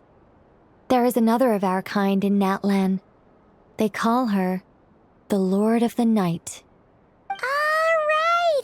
Paimon remembers her! Yes. Well, I have retained more of my power than she. It's because I don't have a long-term duty to fulfill. To be more specific, no. We'll be here all day if I get into the specifics. Moving on. If I'm not mistaken, you are here because you wish to learn how one might reach the moon beyond the sky. That's right. Is that something you can give us any guidance on? Yes, I do know a way. It began with the Hyperboreans, who lived after the War of Funerary Flame. Blank looks. Maybe I should start with the background of the war. Or maybe not. It shouldn't be an issue. I'll fill in the gaps for you when we have more time. Anyway, after that war ended, the three moons retreated to beyond the false sky. The Hyperboreans were humans I once aided. They accepted the civilization and creations bestowed upon them by the angels. But despite accepting many blessings of the angels, many among them still held on to their faith in the moons. They were reluctant to accept the new order. Even after the War of Funerary Flame, they sought to contact the moon goddesses beyond the sky and receive their guidance. But all three had passed away by that point.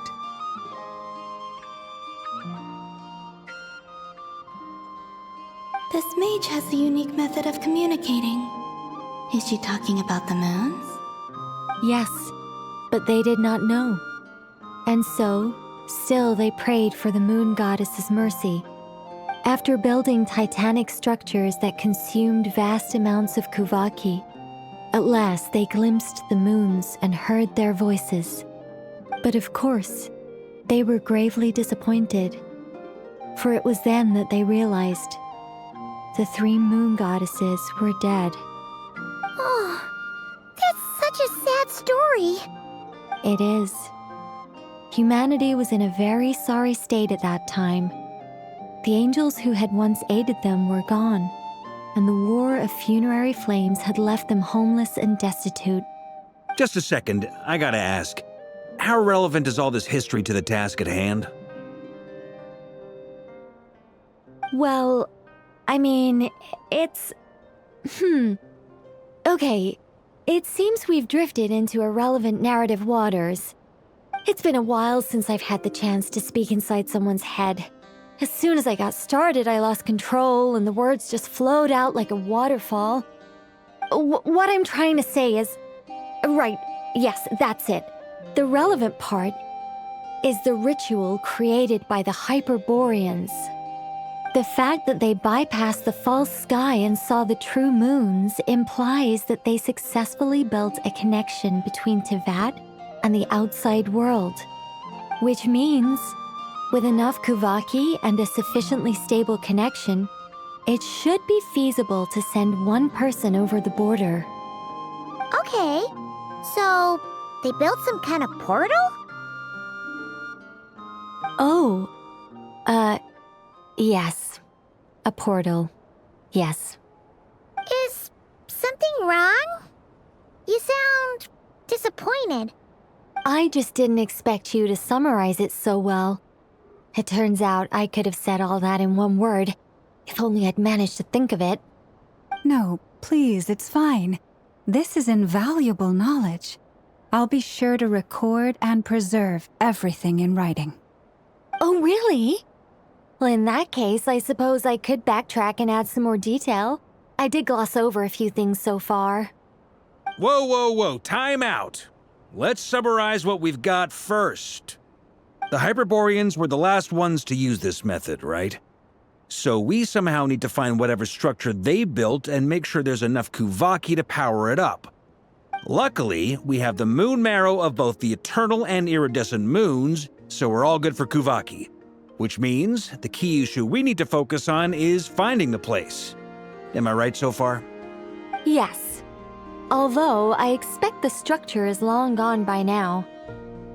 That said, what if we could take advantage of the phantoms to travel back to a time when it still existed? Well, travel back isn't quite accurate. It's more like we'd be creating a handshake between 2 points in space-time. We wouldn't even have to pick a time when it still existed. It could just be a time when it still appeared in phantom form via projection, or we could project our own phantoms, fold them together at... You look lost. Was that too hard to follow? Yeah, things got a little, technical there. Paimon's brain is reaching capacity. All right. Let me think about how to put this more simply. Okay, got it. Over the next few days, I'll search for phantoms that we can use. Once I find one that meets the criteria, I'll let you know and we'll regroup. By completing certain rituals, specific individuals will be able to enter the phantom and make it to the Hyperborean structure. If everything checks out and it looks feasible, we'll just need to wait for Moon Prayer Night, and we can send the Moon Goddess back home. I'm really skimping on the detail here. Is this making any sense at all? I think so. For now, we'll just wait to hear from you. Yes. Basically, yes. Great. Counting on you. In the meantime, we'll focus on finding the Moon Goddess's name. My name? Are they looking for a way to stop me from disappearing? Excuse me, Miss... Go on, Miss Nicole. This conversation was a little all over the place. I didn't catch your name. I am Lauma, of the Frost Moon Scions. Ah, I did wonder. I noticed that you listened very intently when I spoke about Hyperborea and the moon's history. If you'd be interested, I'd love to visit you this evening and go through it again in greater detail.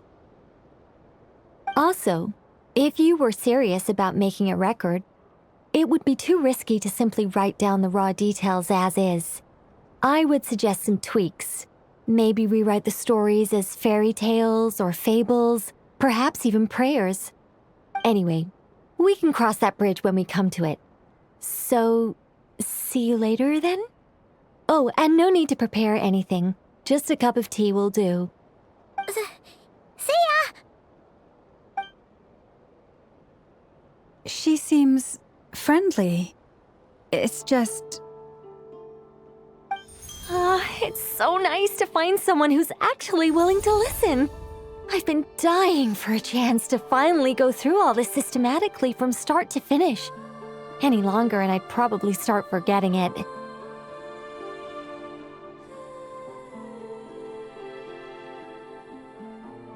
Now Paimon gets why Alice told us to mind our heads. Ha ha ha ha, what did I tell you? A lot of quirky people in Alice's orbit. Now then, the next order of business is, where do we start looking for the Moon Goddess's name? Maybe the rest of what Nicole has to say might give us some clues. Once I've heard her out, I'll summarize the salient points and share them with you all. I'm also inclined to review our other documents. Yes, our faith was first established by our Hyperborean ancestors, but many of the more factually accurate records are from after Kutar's birth.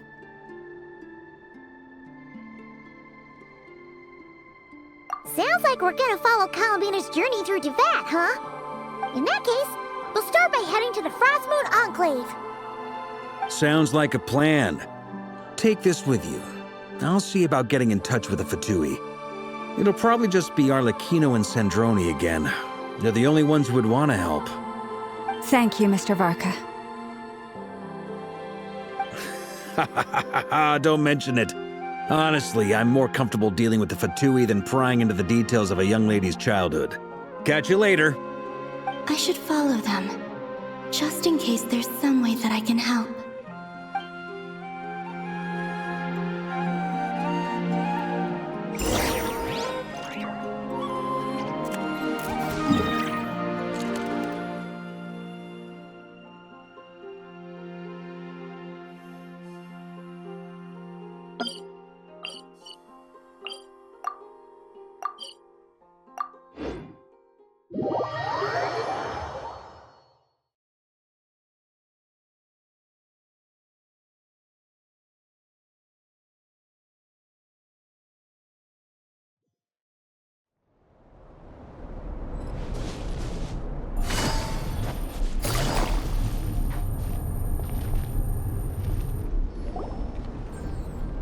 A while ago, I took the time to organize all documents in our possession that pertain to Kutar. What you see here is the material I consider reliable. You're saying there's unreliable material too? Yes. Most of the information we have was transmitted through an oral tradition. Inevitably, some of her stories were mythologized and deified over the years through countless retellings. That's why I organized them into reliable and unreliable. There's no sense seeking answers in history unless we can ensure the veracity of the historical record. Makes sense.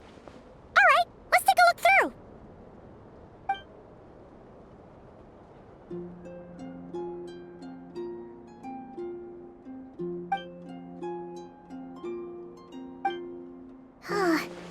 Almost all these records refer to Kutar instead of Columbina. Although neither of those is her real name. Paimon's not sure what point she's trying to make.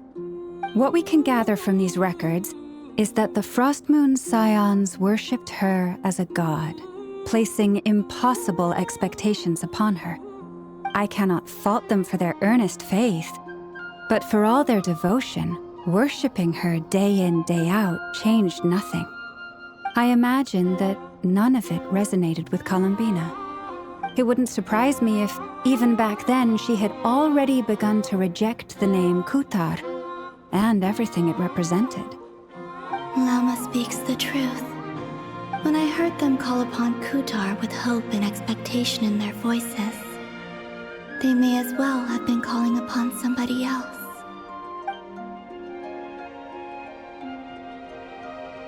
Well, that's a bit complicated.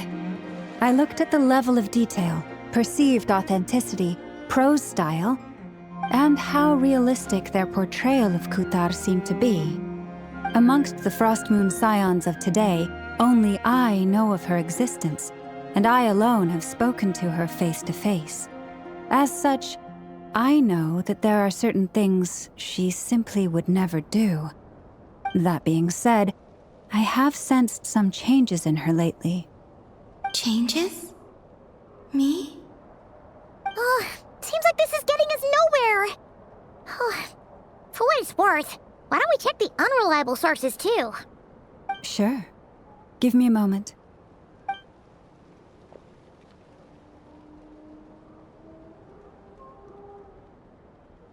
Exerting but a fraction of her divine might, Kutar sheared a great mass from the snow-capped mountain and cast it into the sea, upon whose surface shone the mirror image of the moon. Thus was formed the island of Hisi. Yeah, right. That doesn't even begin to pass the sniff test. The 3 moons are naught but lies through and through. Only one moon has ever shone for us, and Kutar is her name.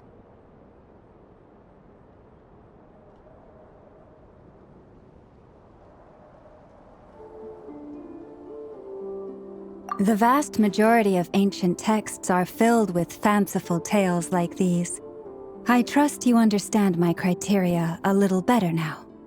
Kutar did not speak, merely gazing into the distance in silence. And where her gaze landed, this was her prophecy. Clearly, whoever wrote this text never even met Kutar. Otherwise, they'd know that her eyes are always closed. What about you, Traveler? What are you reading?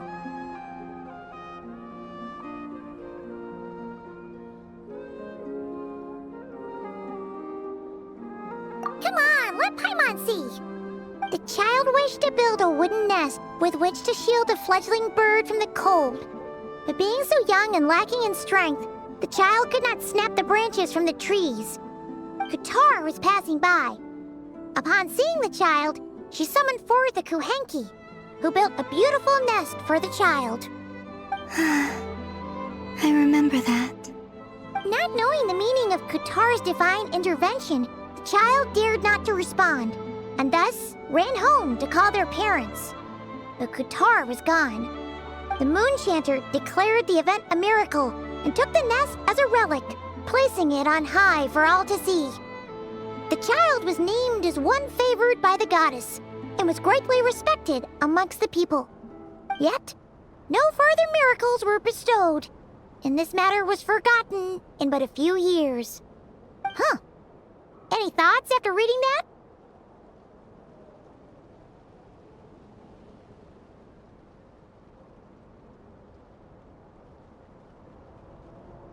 Yeah, Columbina probably just wanted to join the kid in making nests. Ah. I had originally considered this a fabrication, because Kutar did not perform any similar actions in subsequent records. But now that I think about it, it does seem like something Columbina would do. It's just that... She didn't know how other people would interpret her actions. She was probably worried about making things difficult for people. And so, she gradually stopped joining in. Yes. Oh, that's so sad.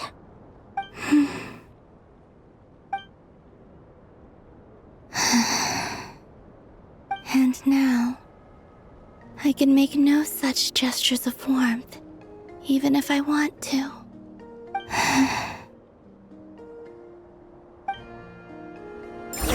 Still no name. That's a bit of a shame.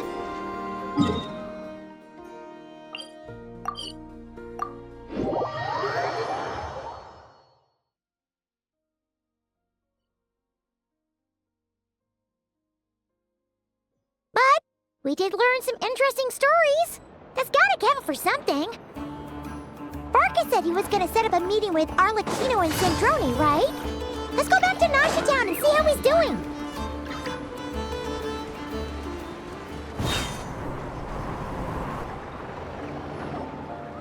Let's see. There's Varka. Oh, and it's Durin and Albedo too.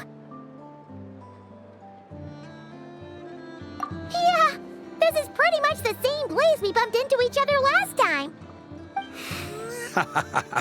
I convinced them to stick around a little longer. We were all waiting on people, so I figured having a little company would help pass the time. Ah, so you've been waiting for us? Does this mean that you've already arranged things with the Fatui? Sure does. Now you're back, we can go meet up with them together. How'd your investigation at the Frost Moon Enclave go? Well, we didn't find out Columbina's true name. But apart from that, it went pretty well.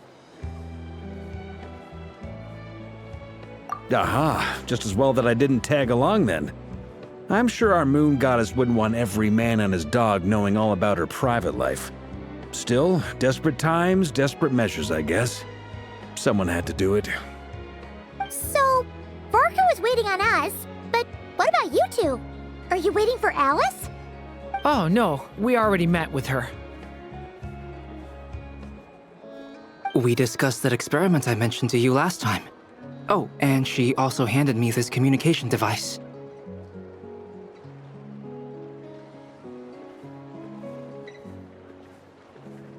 That's right.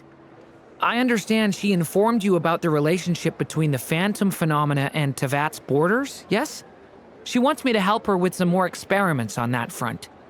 She said that she'll contact me through this device with more information. Ah, I see. Following instructions and making observations. Pretty common research method. Takes me right back to Albedo's lab. Wait, then who exactly are you meeting? Someone you know. Albedo's met him too. But I don't think Miss Lauma or the Grand Master have been introduced. Introductions are overrated, especially in cases like this. It's you! So, it's not like the academia has prohibitions against going abroad. Also, I applied for leave. I've been writing to Hat Guy since obtaining a human form.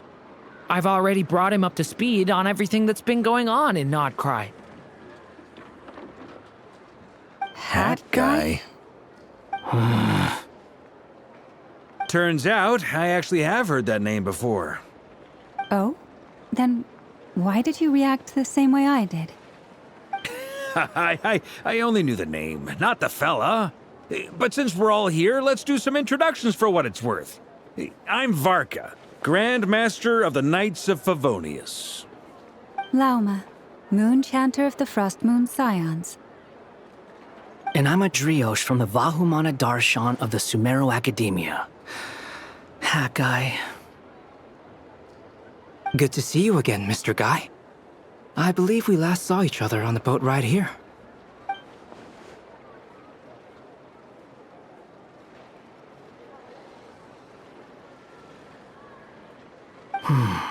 Mind you, the only reason I came here is because there's someone I want to look into.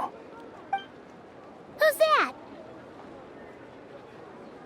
The Doctor, also known as Dottore, second of the Fatui Harbingers.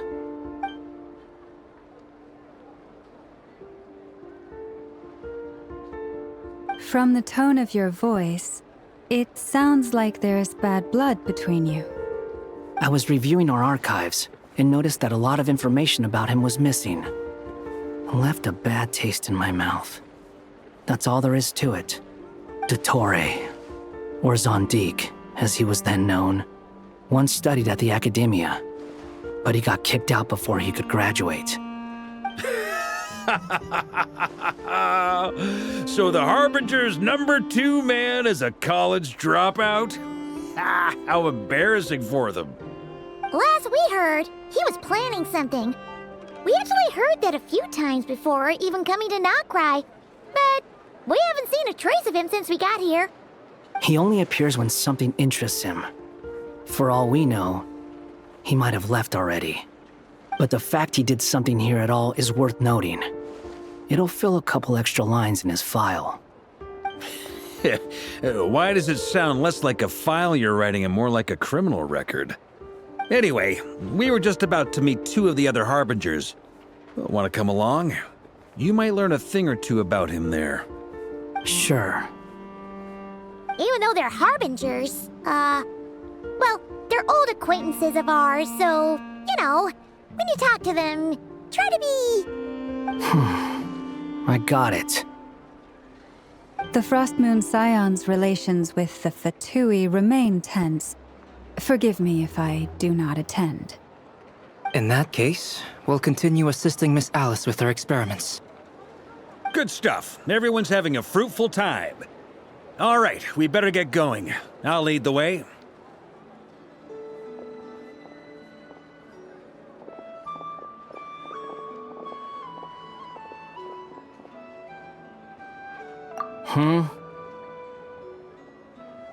Well, yeah, that's obviously part of it. But I'm not the only one who has a score to settle with him. Neither you, nor Lesser Lord Kusanali, nor I want to see him meddling with things again.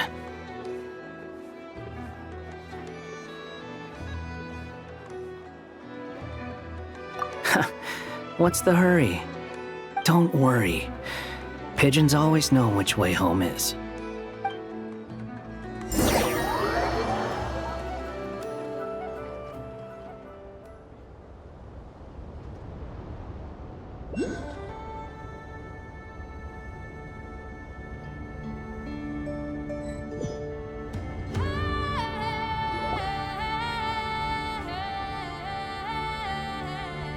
You made it.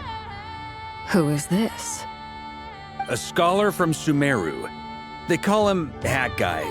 He's an old friend of the Travelers. Wait, this is the academia representative you wrote about? He doesn't exactly look the part. I believe this will prove my identity. You'll notice it bears the seal of the Sanctuary of Surasthana. Well, what do you know? So it does. All right then. My mistake. It's fine. I expected as much. What? So as I mentioned in my letter, the Academia's got its eyes on Dottore. But this matter remains top secret. Apart from those assisting in the investigation, the fewer people who know, the better. If anyone asks, I'm here in Notcry to pursue my personal academic interests. Gotta say, Varka, you did pretty well to keep all this under wraps for so long. Sounds like you got in touch with the Academia about this way back. Haha, you flatter me.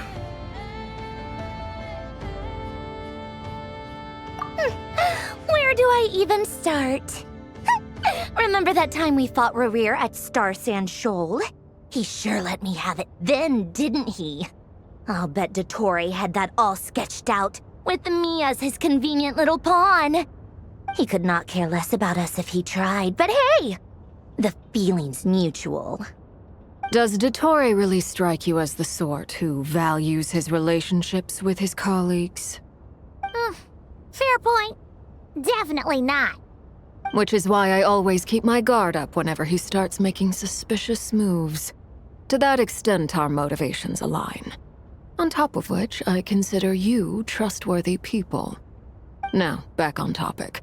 In the wake of the Reikir of Solnari episode, Sandrone and I grew suspicious about Dottore's complete inaction during the entire affair.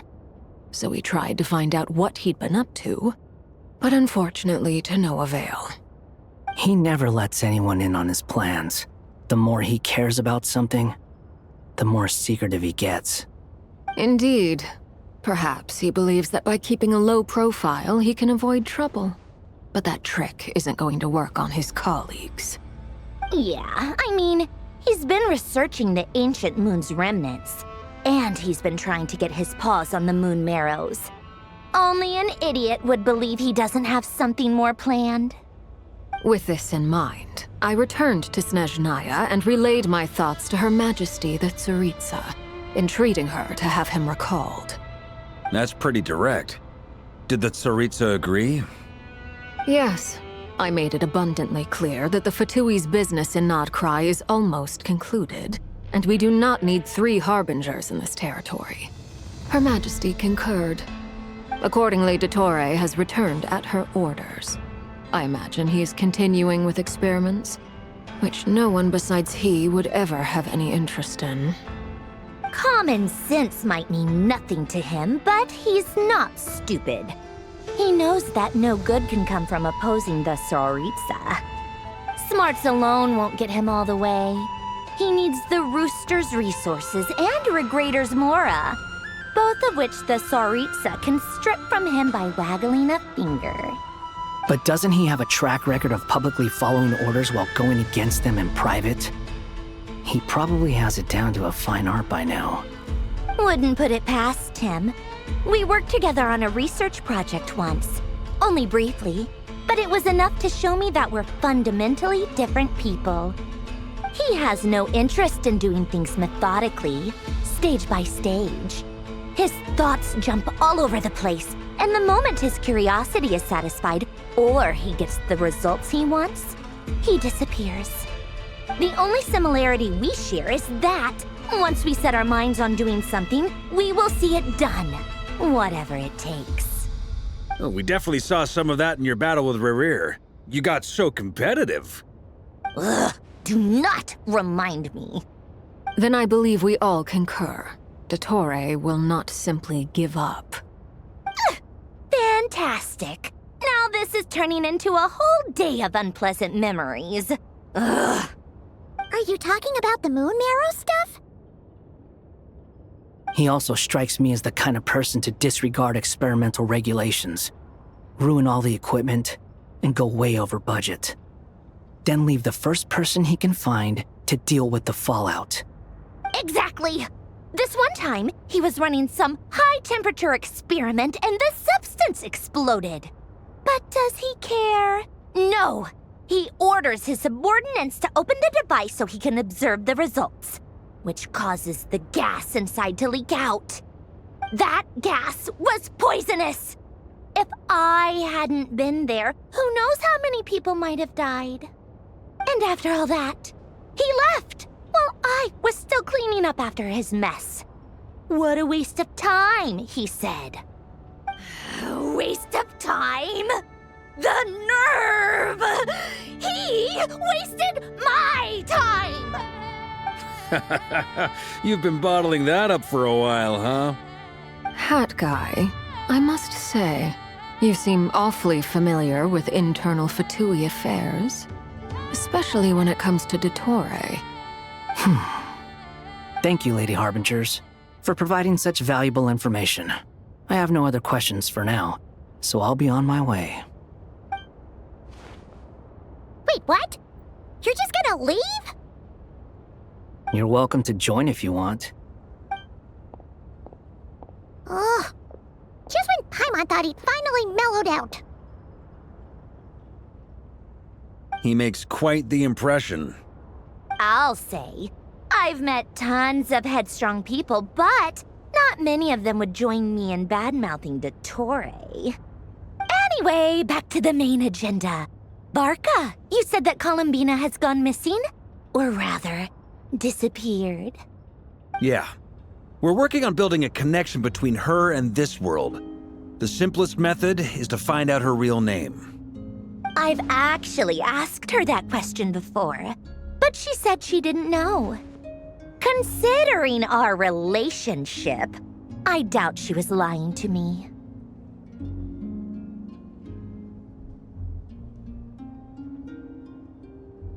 As far as I recall, she was never dispatched by Her Majesty to claim a gnosis or anything like that. The Tsaritsa's plans had long contained a place specifically for her. I always thought that was weird. What could she do that the rest of us couldn't? Knowing what we do now, it's probably something related to Kavaki, right? More than likely. When she first arrived, Columbina would often go to Her Majesty and ask when she could start the task assigned to her. But Her Majesty always gave the same reply. The time has not yet come. So she spent her days in Snezhnaya doing basically nothing. The Tsaritsa has summoned a beautiful blind maiden to be a harbinger, giving her the third seat by virtue only of her enchanting voice. It was a dumb and stupid rumor, but the reality of the situation made it hard to refute. And what happened after that? I imagine she stopped caring. She no longer seemed to care why she had been recruited, and Her Majesty never gave her any missions, so she just continued to sing in the flower garden. For my part, I was busy. So busy, in fact, that watching someone be that idol had me fuming. But still, I got the sense that she had long been used to a life of other people claiming she was needed when she wasn't. I just felt that having a place to stay would cost me something eventually. And so I waited quietly for the day that I would have to pay the price. And on the other end of that spectrum, you had me. Someone once told me that I had the lousiest work and the toughest luck. That's a good way of putting it. I forget who said it, but those words have always stuck with me.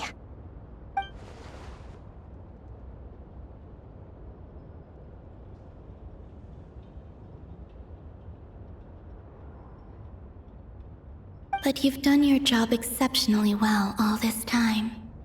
Because at heart, you are a conscientious person.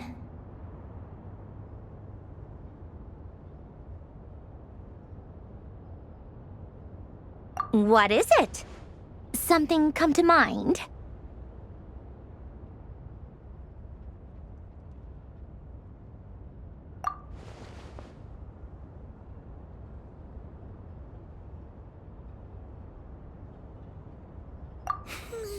That makes sense. Nothing screams you are needed like your name shouted from across the town. Well, good luck with it. But if you ask me, Colambina is still the most shoutable name. I'm just so used to it now, after all the arguments we've had. I can't be bothered trying to remember another name for her. Nor I. Sandrone. Harlequino.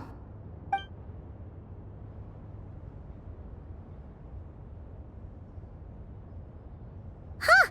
It's a Sealy! Does that mean Nicole has news for us?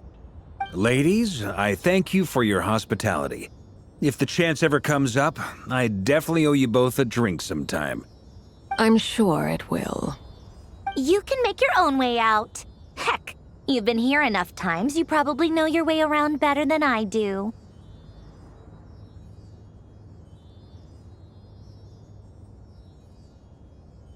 Okay, time to do what adventurers do best.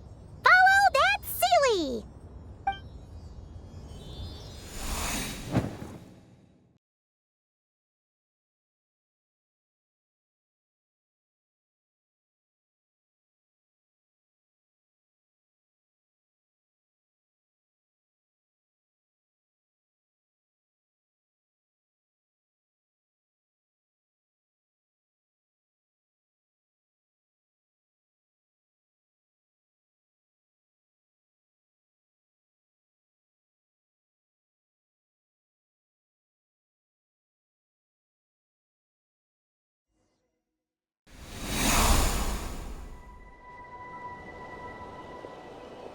Here you are.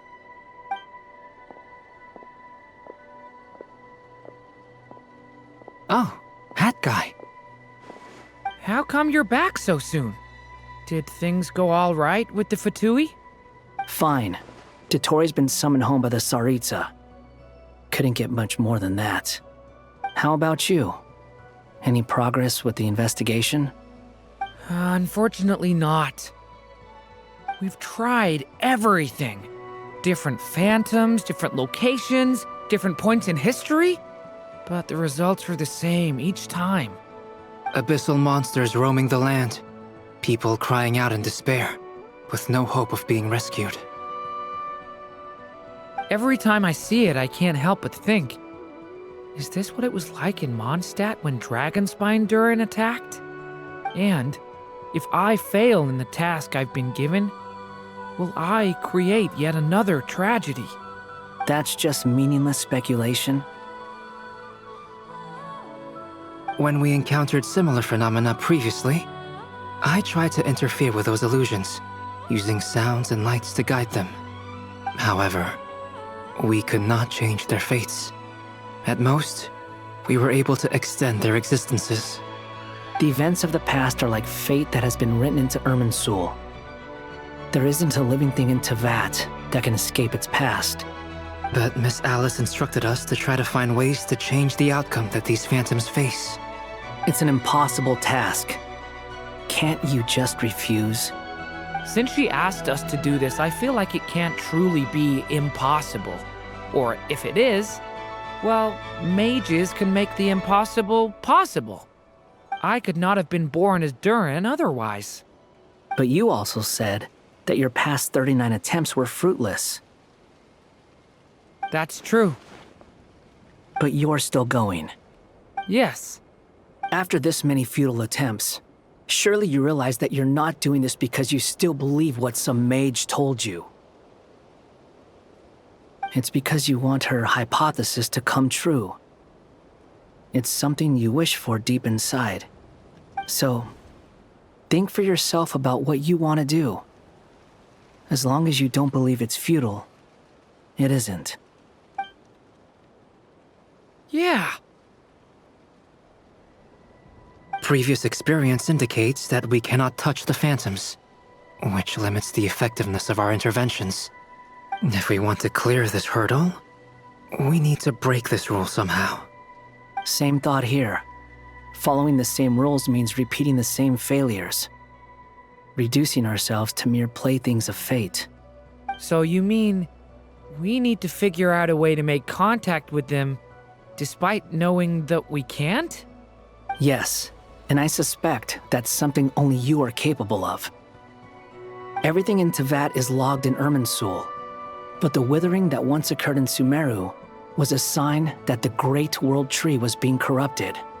This corruption allowed things that should not have existed in Tevat to appear. This is tantamount to rewriting reality to an extent. You're saying abyssal power might be able to affect those phantoms? No one's ever tried it before. If you're gonna try it, it'll take courage. And you have to be confident that you can control it. Is anyone there? Has anyone seen my daughter? She's missing. I have to find her. I hear someone inside. Spargana? Are you in there?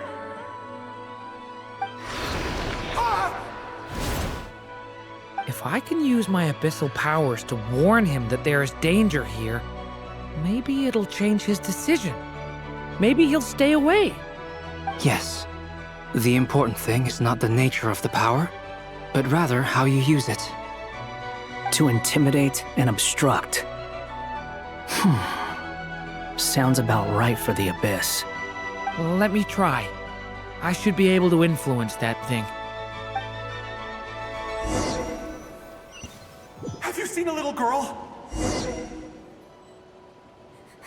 What? This isn't the time for that! Just run!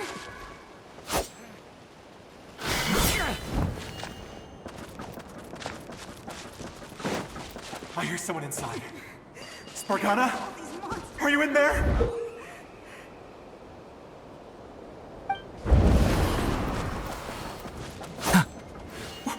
What is this? Looks dangerous. I should get out of here.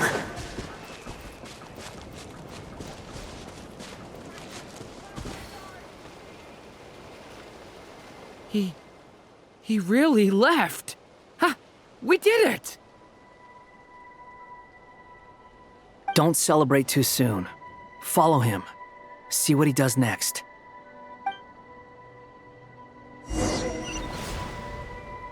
Monsters approaching from the front. You need to stop them and create an opportunity for him to hide.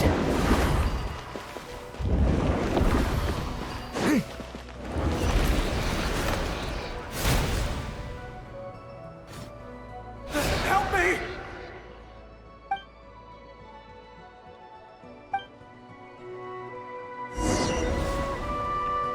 Monsters approaching from the front. You need to stop them and create an opportunity for him to hide.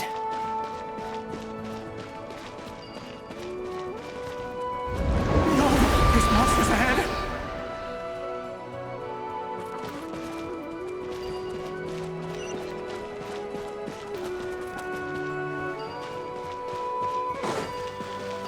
Wait, is that the barrier I saw earlier? Why is it appearing now? It's as if someone's controlling it. The monsters are gone.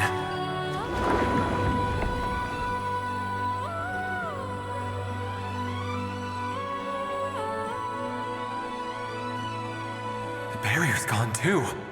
How odd. Anyway, I guess I'll keep going. Quickly, let's keep up.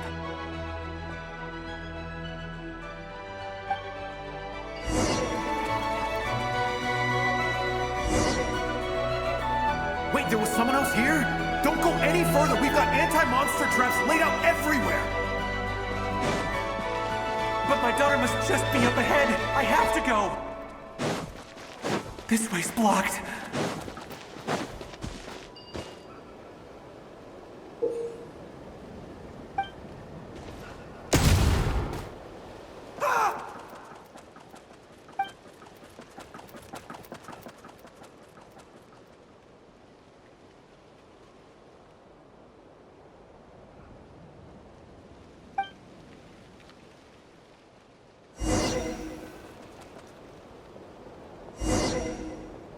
Wait, there was someone else here? Don't go any further. We've got anti-monster traps laid out everywhere.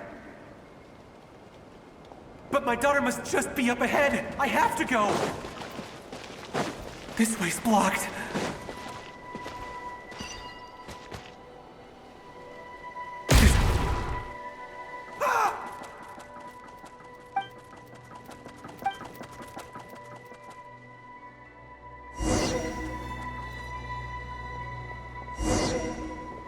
Wait, there was someone else here?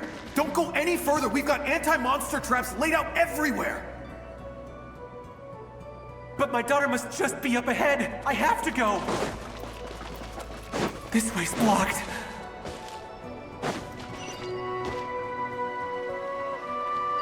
We might be able to use the explosives over there, but we need to take care not to hurt him.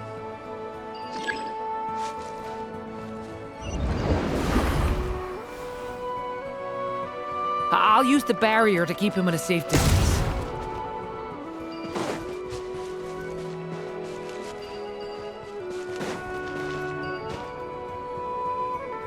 This barrier seems to be helping me somehow. Hey, wake up!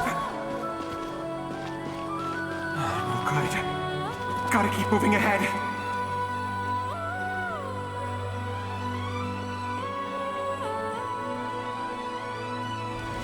So many monsters! There's still a chance, Durin. Use the traps.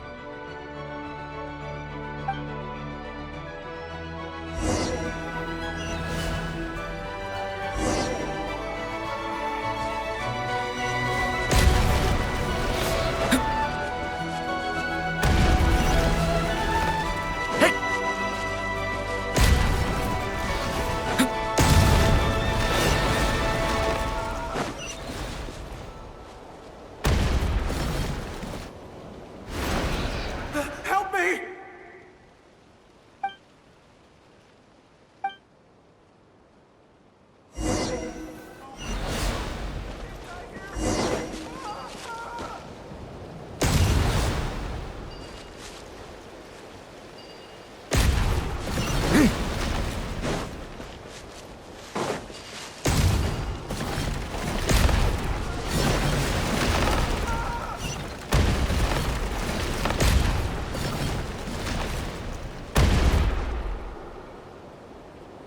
This is a new development. I've never seen this happen before.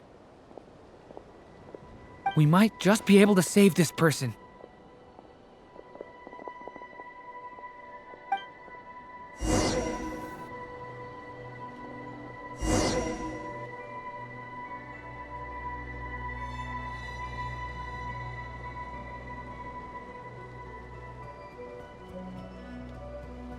Hello there. Have you seen my daughter? Spargana's her name. She's carrying a large backpack. Get out while you still can, you fool. You won't find any survivors here. But I can't just leave her here. She must be so scared right now. Sorry. Wish I could help, but I haven't seen her. You'll just have to keep looking. Okay, thank you. If I do find her, I'll get her to shelter and come back for you. Don't bother. I've got nowhere left to go.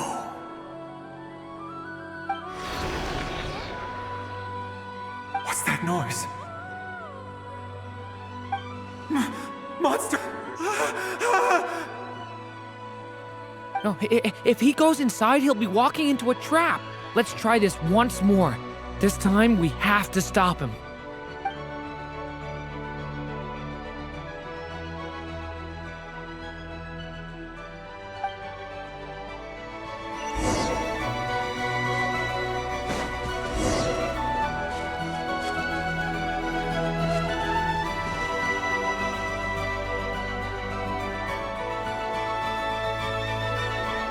Hello there.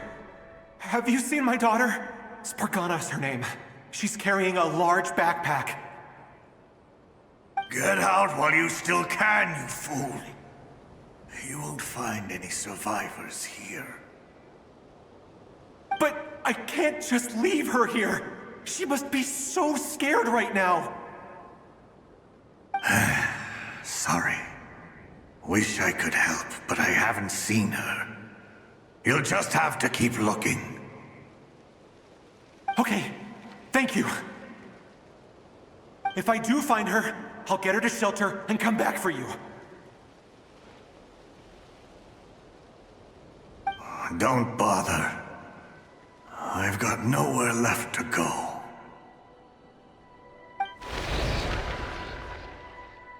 What's that noise? Monster!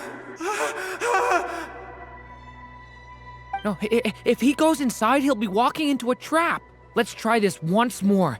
This time, we have to stop him.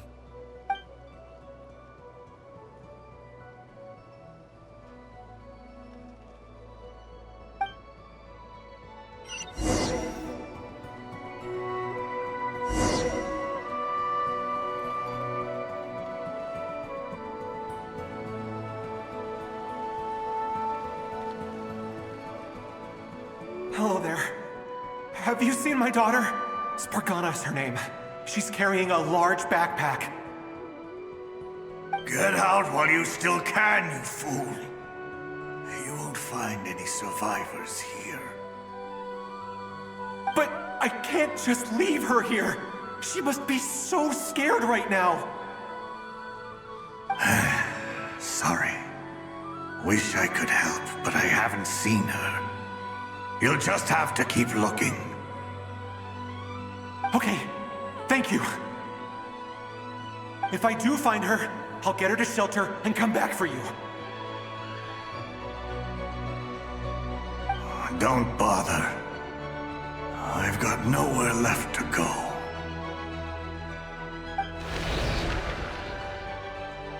What's that noise? Monster! No, if he goes inside, he'll be walking into a trap. Let's try this once more. This time, we have to stop him.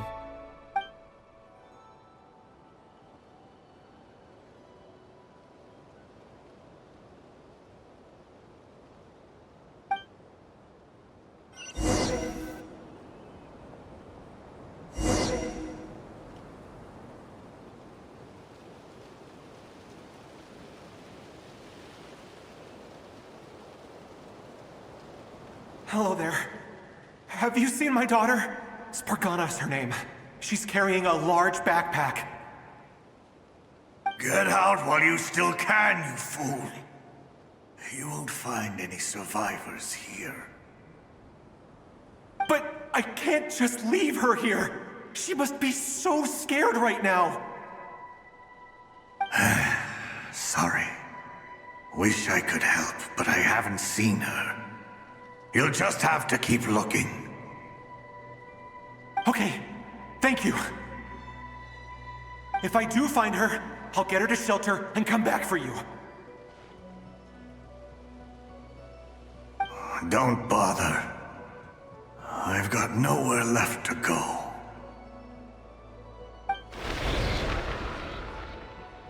What's that noise?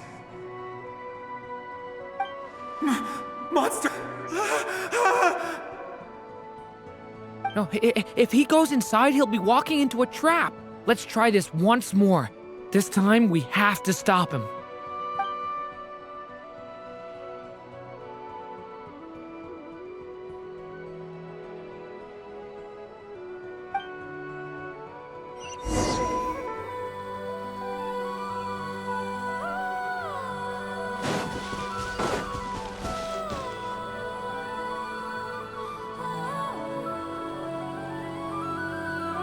Hello there.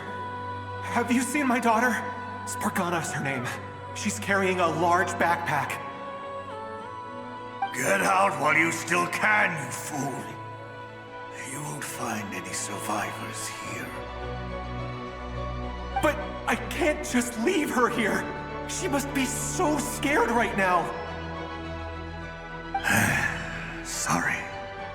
Wish I could help, but I haven't seen her. You'll just have to keep looking. Okay, thank you. If I do find her, I'll get her to shelter and come back for you. Don't bother. I've got nowhere left to go.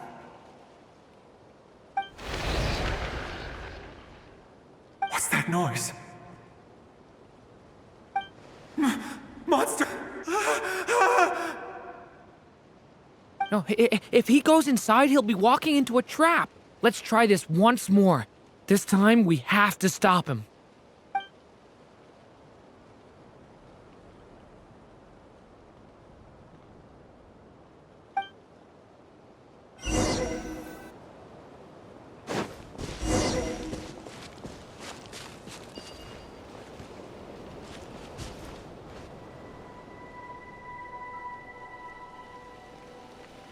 Hello there. Have you seen my daughter? Spargana is her name. She's carrying a large backpack. Get out while you still can, you fool. You won't find any survivors here. But I can't just leave her here. She must be so scared right now. Sorry. Wish I could help, but I haven't seen her. You'll just have to keep looking. Okay, thank you. If I do find her, I'll get her to shelter and come back for you. Don't bother. I've got nowhere left to go.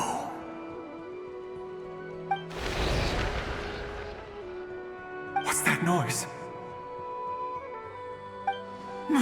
Monster! No, if he goes inside, he'll be walking into a trap. Let's try this once more. This time, we have to stop him.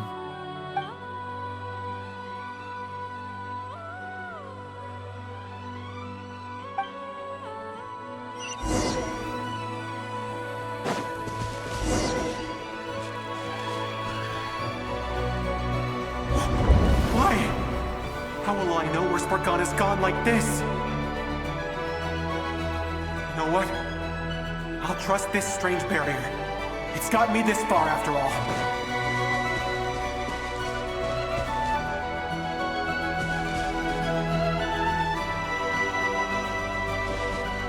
Spargana, are you there? What? What's this? Hey! Let us out!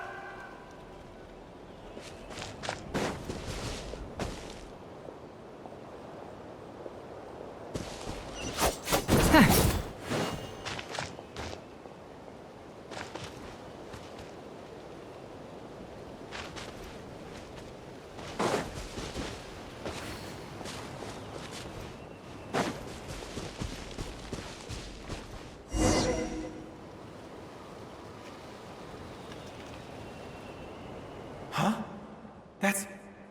That looks like one of my daughter's books! Thank you. Thank you! Yes, it's one of hers for sure. That's her name on it right there. She left her backpack here.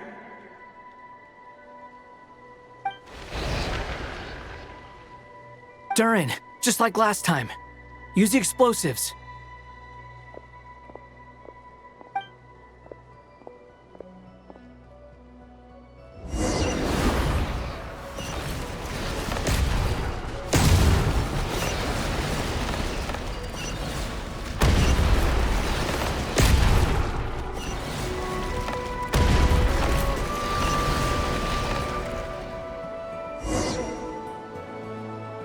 It won't work. There's not enough left. If he makes it in, he'll die. But then, this clue could be the key to him finding his daughter. It might not be the only one. Better he misses that clue than loses his life. I guess so.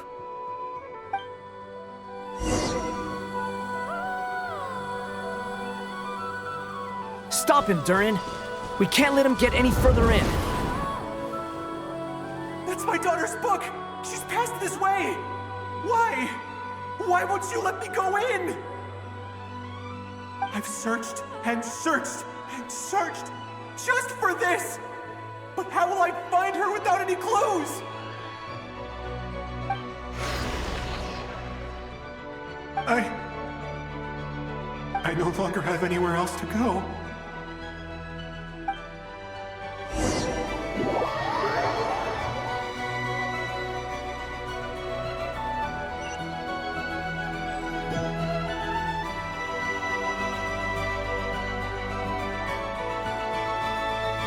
I'm sorry. I'm so sorry. He refuses to go anywhere else. Whether he opens this door or not, all that awaits him now is death. We couldn't change his fate. Albedo? Hat guy? Let's try one more time. I don't know how we're gonna do this, but I don't want to give up either.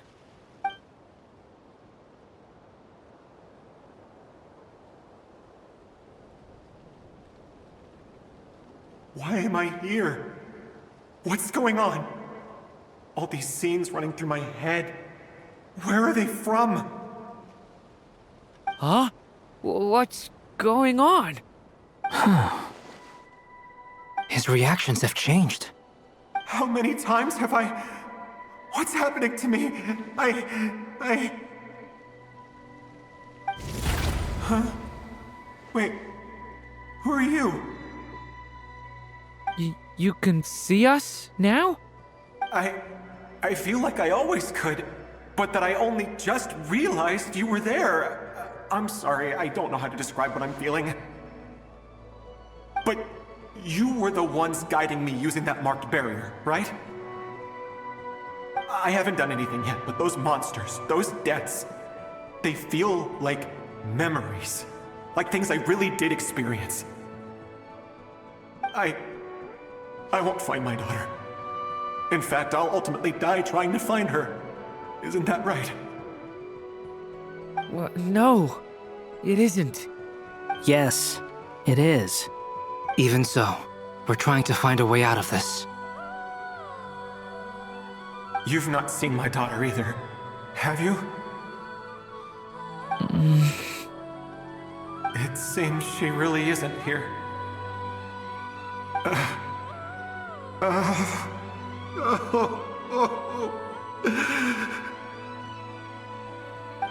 I'm sorry we couldn't help you.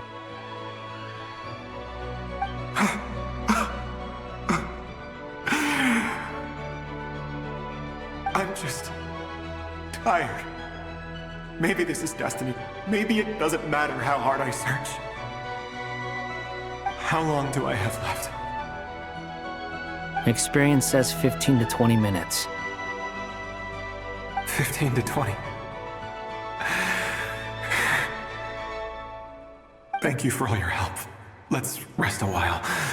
You look exhausted too. Now's not the time for you to start pitying us. It's not pity. I'm just realizing that I've only got 10 or so minutes left. You know?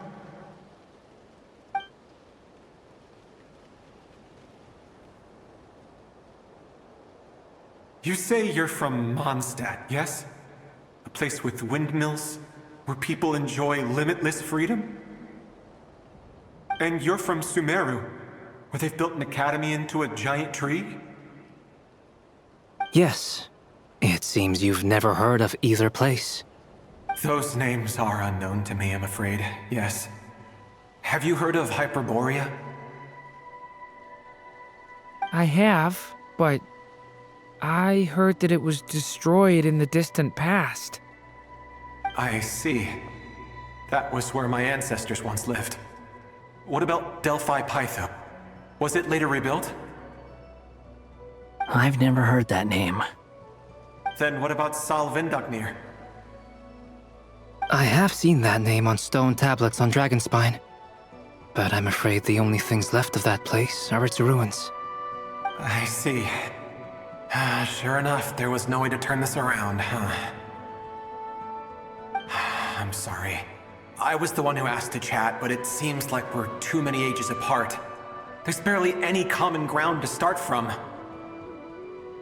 It's all right. We did hear something new, at least. From how you speak of your lives, things must be going all right for you, I guess. They are. Mondstadt is a place of freedom and happiness. There's a lot of good people in the church and the Knights of Favonius, and even outsiders find that it's an easy place to feel at home. We have festivals a few times a year. Everyone gets together to drink, sing, and be merry. Sumeru is a lot more uptight. Not really the kind of place where you can relax. It's a nation fraught with problems wherever you look. But if all you want in life is to seek knowledge, I guess it's pretty much paradise. That's wonderful. In other words, after this all-devouring black tide passed, humanity did not merely avoid extinction, but rose to build prosperous civilizations anew. I mean, I can see you all right now. That must mean the future isn't a total mess, right? That's true. Well, time's almost up. Let's part ways, I think. Might be best if you don't waste too much time on me. The chances are slim, I know, but I'd like to spend these last few minutes looking for Spargana. If things work out, I'd love to tell her about what I've heard. May we meet again. Well, or not, most probably. In that case, may your wishes come true.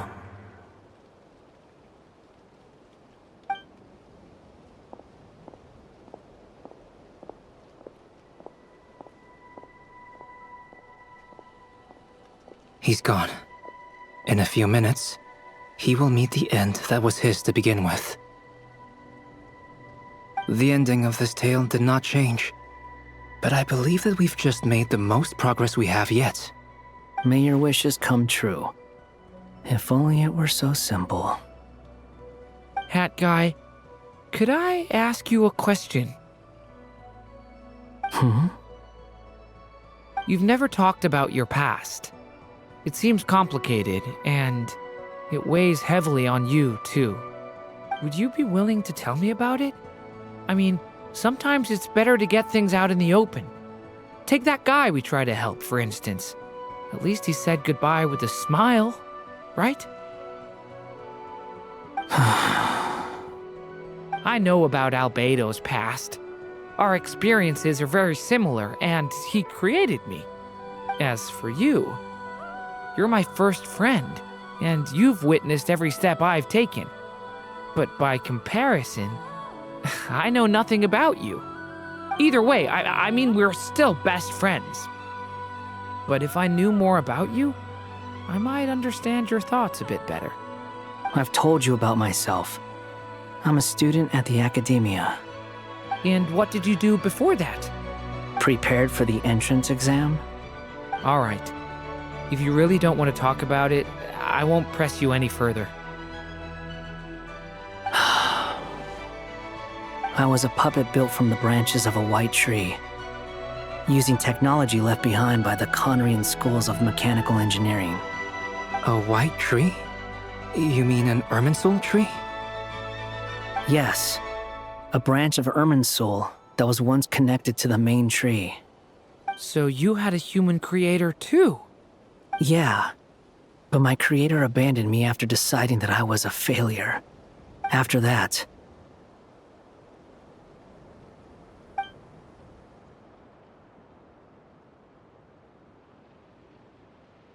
Durin. Resisting the influence of the Abyss, suppressing the urge to destroy, trying to do the right thing. None of these things are easy. But no matter how hard they are, trying to rewrite past wrongs is far harder. You asked me if you would create a new tragedy if you failed. I told you there was no point speculating about that. But the real answer is, yes, you absolutely will. Hat Guy. But at least you've got people here to help steer you away from the wrong path. So, just keep aiming towards the light. I will. I promise. All right, break time's over. Hello, Durin speaking. Hello, friends, it's me! What have you been up to, I'm detecting some unmistakable fluctuations here at the border. The amplitude isn't particularly high, but they're completely different signals from the ones before, and the scale is comparable to those I've detected previously. Alice, we were unable to save that person. However, he appears to have retained a portion of the memories gained through that cycle, and was able to hold a conversation with us. I see. Well, that is rather odd indeed. It definitely merits further attention. Could I trouble you to keep trying the same approach? I need to gather some more data. Counting on you. I should probably have Nicole come and check this out as well.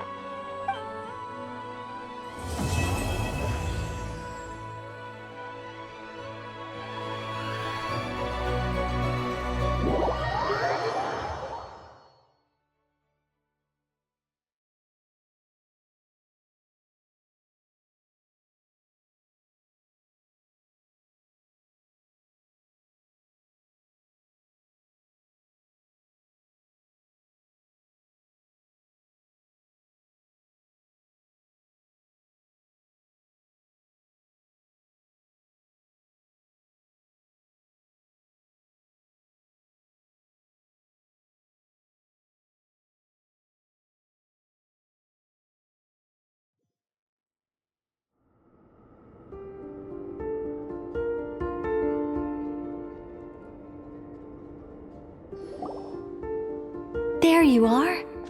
I was worried you might stop to collect treasure chests opened by the Seelie along the way. It would have taken you so much longer to get here. Another conversation I cannot hear. I am delighted to see that you understand what takes priority, and that your adventurer's instinct has not swayed your resolve. Really, I must applaud you for it. You should know. Paimon's head. Okay, I'll try and keep it short. My senses are telling me that this is where we shall find the entrance to the ruins. Oh, cool! Well, what are we waiting for? Let's open it up and see! Patience. This was a sanctuary of great importance to the Hyperboreans. A special process is required to open the gate. Oh!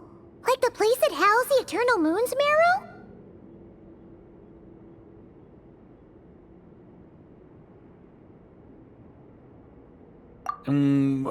Okay, so what's the plan? Need us to do anything? And just the short version, if you can. Ah. Alright then. I was planning to start with some background on the invention of these techniques. Are you sure you don't want to hear it? It's quite informative. Remember what you were saying about priorities? Fine. Simply put, we need 3 human representatives to successfully undergo a process of Kuvaki resonance. Think of it as a test from the 3 moon goddesses to see if the entrants are qualified, with the most recognizable qualification being Kuvaki. Pretty sure Lauma would ace that test. Oh, wait. We need 3 people. I also have no doubt that the Moon Chanter would be qualified. But we would need 2 other people with the same constitution. Therefore, the most feasible method is not so much to follow the rules, but to figure out how the test functions and find a workaround. I've done some research, and it turns out the mechanism is rather crude. We'll simply need humans to stand before it who have sufficient Kuvaki energy within them. I'm with you so far. How do we get the Kuvaki in them? The easiest way would be transfusion. Take some Kuvaki from Nodkrai's soil, put it into the bloodstream, and get it circulating in the body. So we're going to cheat on the test? Precisely. There are other methods, but this is the simplest one. Cheating the system is much easier than trying to hide from it. Huh? Ah! Sorry? Does the idea of cheating upset you, Miss Lauma? No, that's not it. I suddenly had an idea. Oh, what is it? It's about Moon Prayer Night. I figured out a way for Kutar to join in the festivities. Huh? But as Paimon said, we need to have our priorities straight. Let's get back to the test. I'll follow up with Nefer on the festival arrangements. Oh, okay. Anyway, is this really the best method we have? A Kuvaki transfusion sounds dangerous, no matter how you slice it. If you think that's dangerous, wait till you hear the other methods. I'd be more than happy to go through them if you'd like. There are several. No need, we're good. Let's go with this one. Very well. Kuvaki transfusion it is. Now, I should mention that the risks can be greater or lower depending on individual compatibility. It would be rash to simply infuse the Kuvaki and hope for the best. If the body rejects it, the reaction can be quite severe. The symptoms are similar to another condition that some people living here suffer from, known as congenital Kuvaki sensitivity. So, before we execute our plan, I will perform a simple test of my own to see who is compatible and who is not. Once that is done, we will have to complete the resonance process as rapidly as possible. The participants must remain stationary while the Kuvaki circulates and bonds with them, and they mustn't eat or drink anything. What? No eating or drinking? That's some hardcore fasting. They'll all be monks by the time they're through.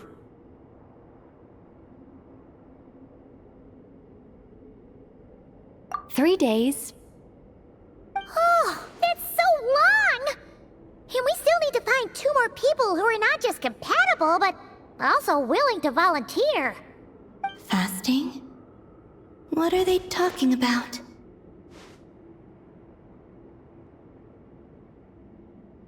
Really? Don't you want to think this through? Haha, count me in too. 3 days without food? I can handle that. Miss Nicole has made it clear that this is the easiest way. The way I see it, there's nothing else to discuss. It's time to step up.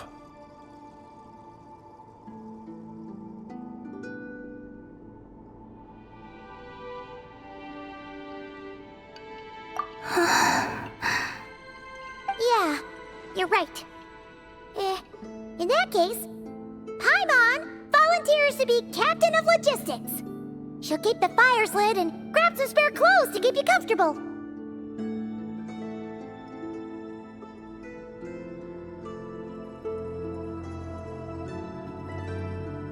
Then we'll start with you first, Traveler. Please step forward.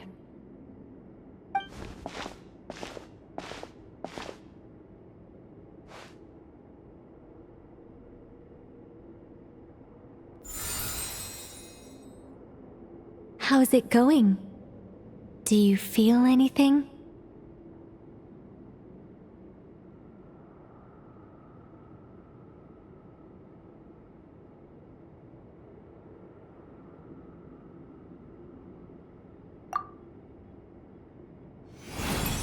How about now?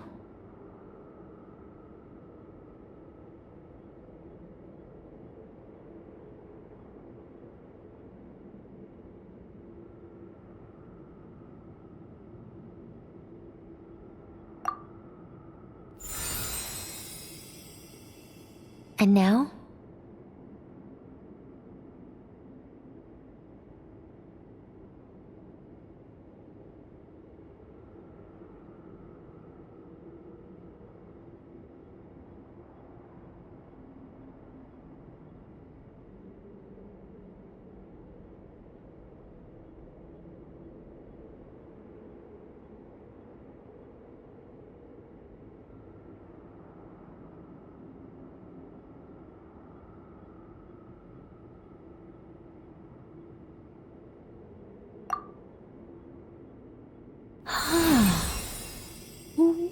What about now?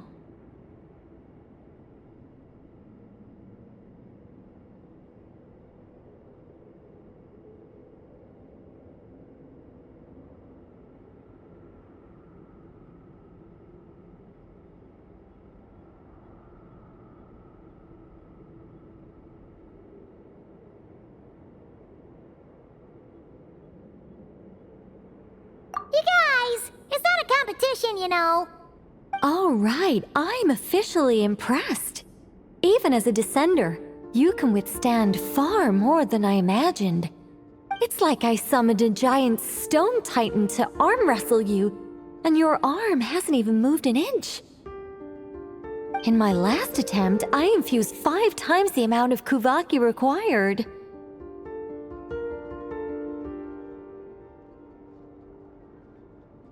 Yes, safe to say, compatibility won't be an issue for you. You're eligible to join. You're next, Mr. Varka. Sure, here goes nothing. All right, I'll start where we left off. 5 times the required Kuvaki dose. Whoa, whoa, whoa, hey, wait a minute. How's it going? No, not great. I kind of want to puke. Feels like I've been drinking too much. A few bottles of wine, then a big stein of Dark Horse, with some hard liquor from Liyue mixed in. You think this is funny? I just lost to a young lady in an arm wrestling contest. I'm never gonna live that down. My apologies. I'll lower the concentration and try again. Oh. How's it going now? I'm not as dizzy as last time, but I can still feel it pulsing around. In that case, you wouldn't be an ideal choice, Mr. Varka. Let's try someone else. Okay. Let's go ask some of our other friends then.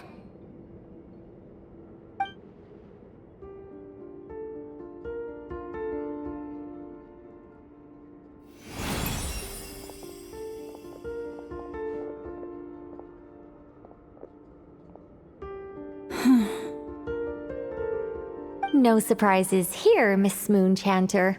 You're perfectly compatible. You may join.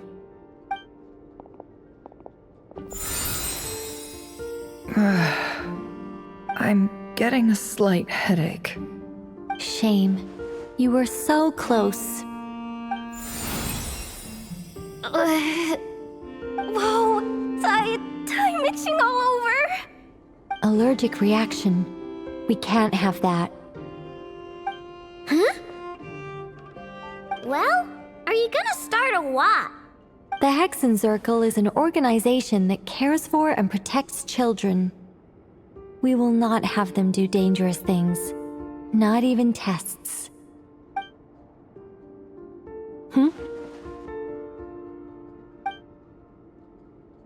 Is something the matter? The candidates have to be human. I guess that rules me out too. Huh. Everyone except the Moonchanter got beaten. Guess I don't need to feel so bad after all. I mean, looks like this isn't gonna be as easy as we thought. Perhaps I could ask for volunteers among the Frost Moon Scions. I'll see about talking to some trusted Lightkeeper colleagues. Itlua springs to mind. In fact, I think we had some former Frost Moon Scions join our ranks recently. Can you give me the scientific explanation for how the test works? I can probably make some kind of test bot. Then we can just zip through Nasha Town, going up to people and pressing a button to check their status. Wouldn't that be way easier? No. Wow! No elaboration for once. How about I contact the Knights of Favonia's garrison in the Wave Chaser plane? Shame that Lohan's already left. That guy's even tougher than I am. Strange. The Moon Goddess is clearly revered by many people. So why is she on the brink of disappearing? She mentioned that the world has rejected her from the very beginning. And when we fought the Reikir of Salnari, it seemed like she exhausted her power for our sake. Also, Paimon's not sure revered is the right word for how people feel about her. Gratitude, certainly. For my part, anyway.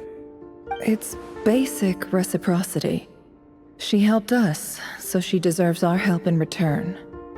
Yeah.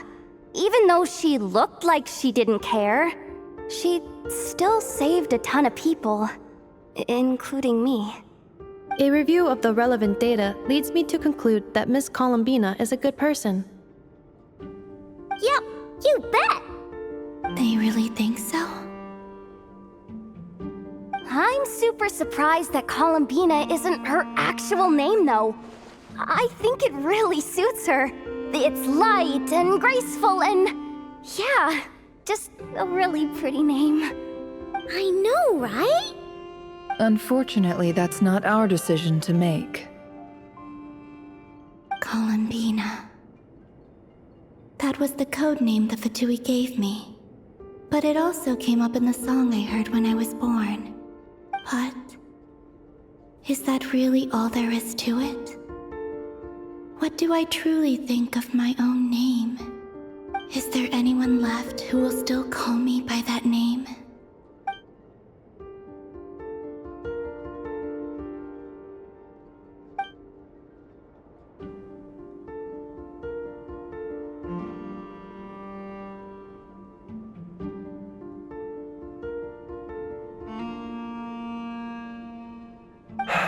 Moon Prayer Night is getting closer by the day. We're running out of time. We need to look for other candidates. Then allow me to try. Huh? What are you doing here? You contacted your friends via the Adventurers Guild. Sandrone has been keeping an eye out for something like that, so she informed me. Since I have the ability to accommodate a moon marrow, I should prove to be a suitable candidate. Arlecchino. When can we begin? I see. We can begin right away.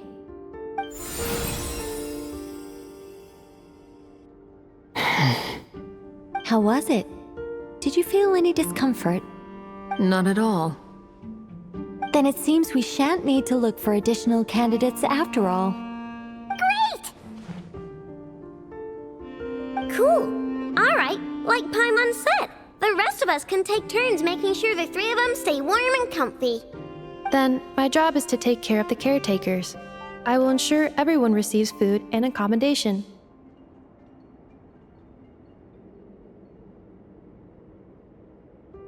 I'm ready as well.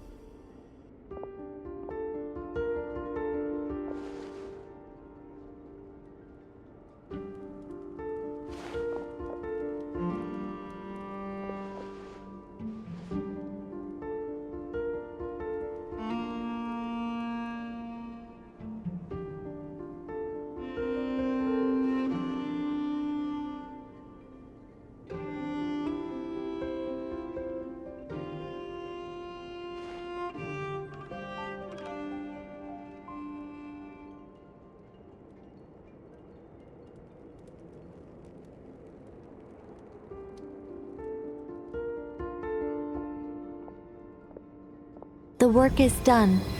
The sacred scroll shut. The stars grow dim, the people silent. The white sun sets, the silver moon rises. O path to the temple, appear now before us.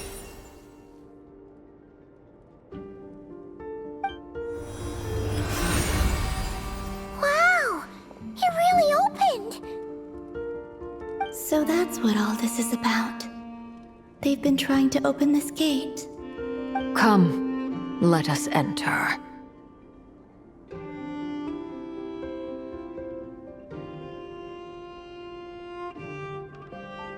It might be best to eat something first. Take care to chew properly and swallow slowly. It will give your body time to readjust to the digestion process. They will head in soon. They will need to enter this gate.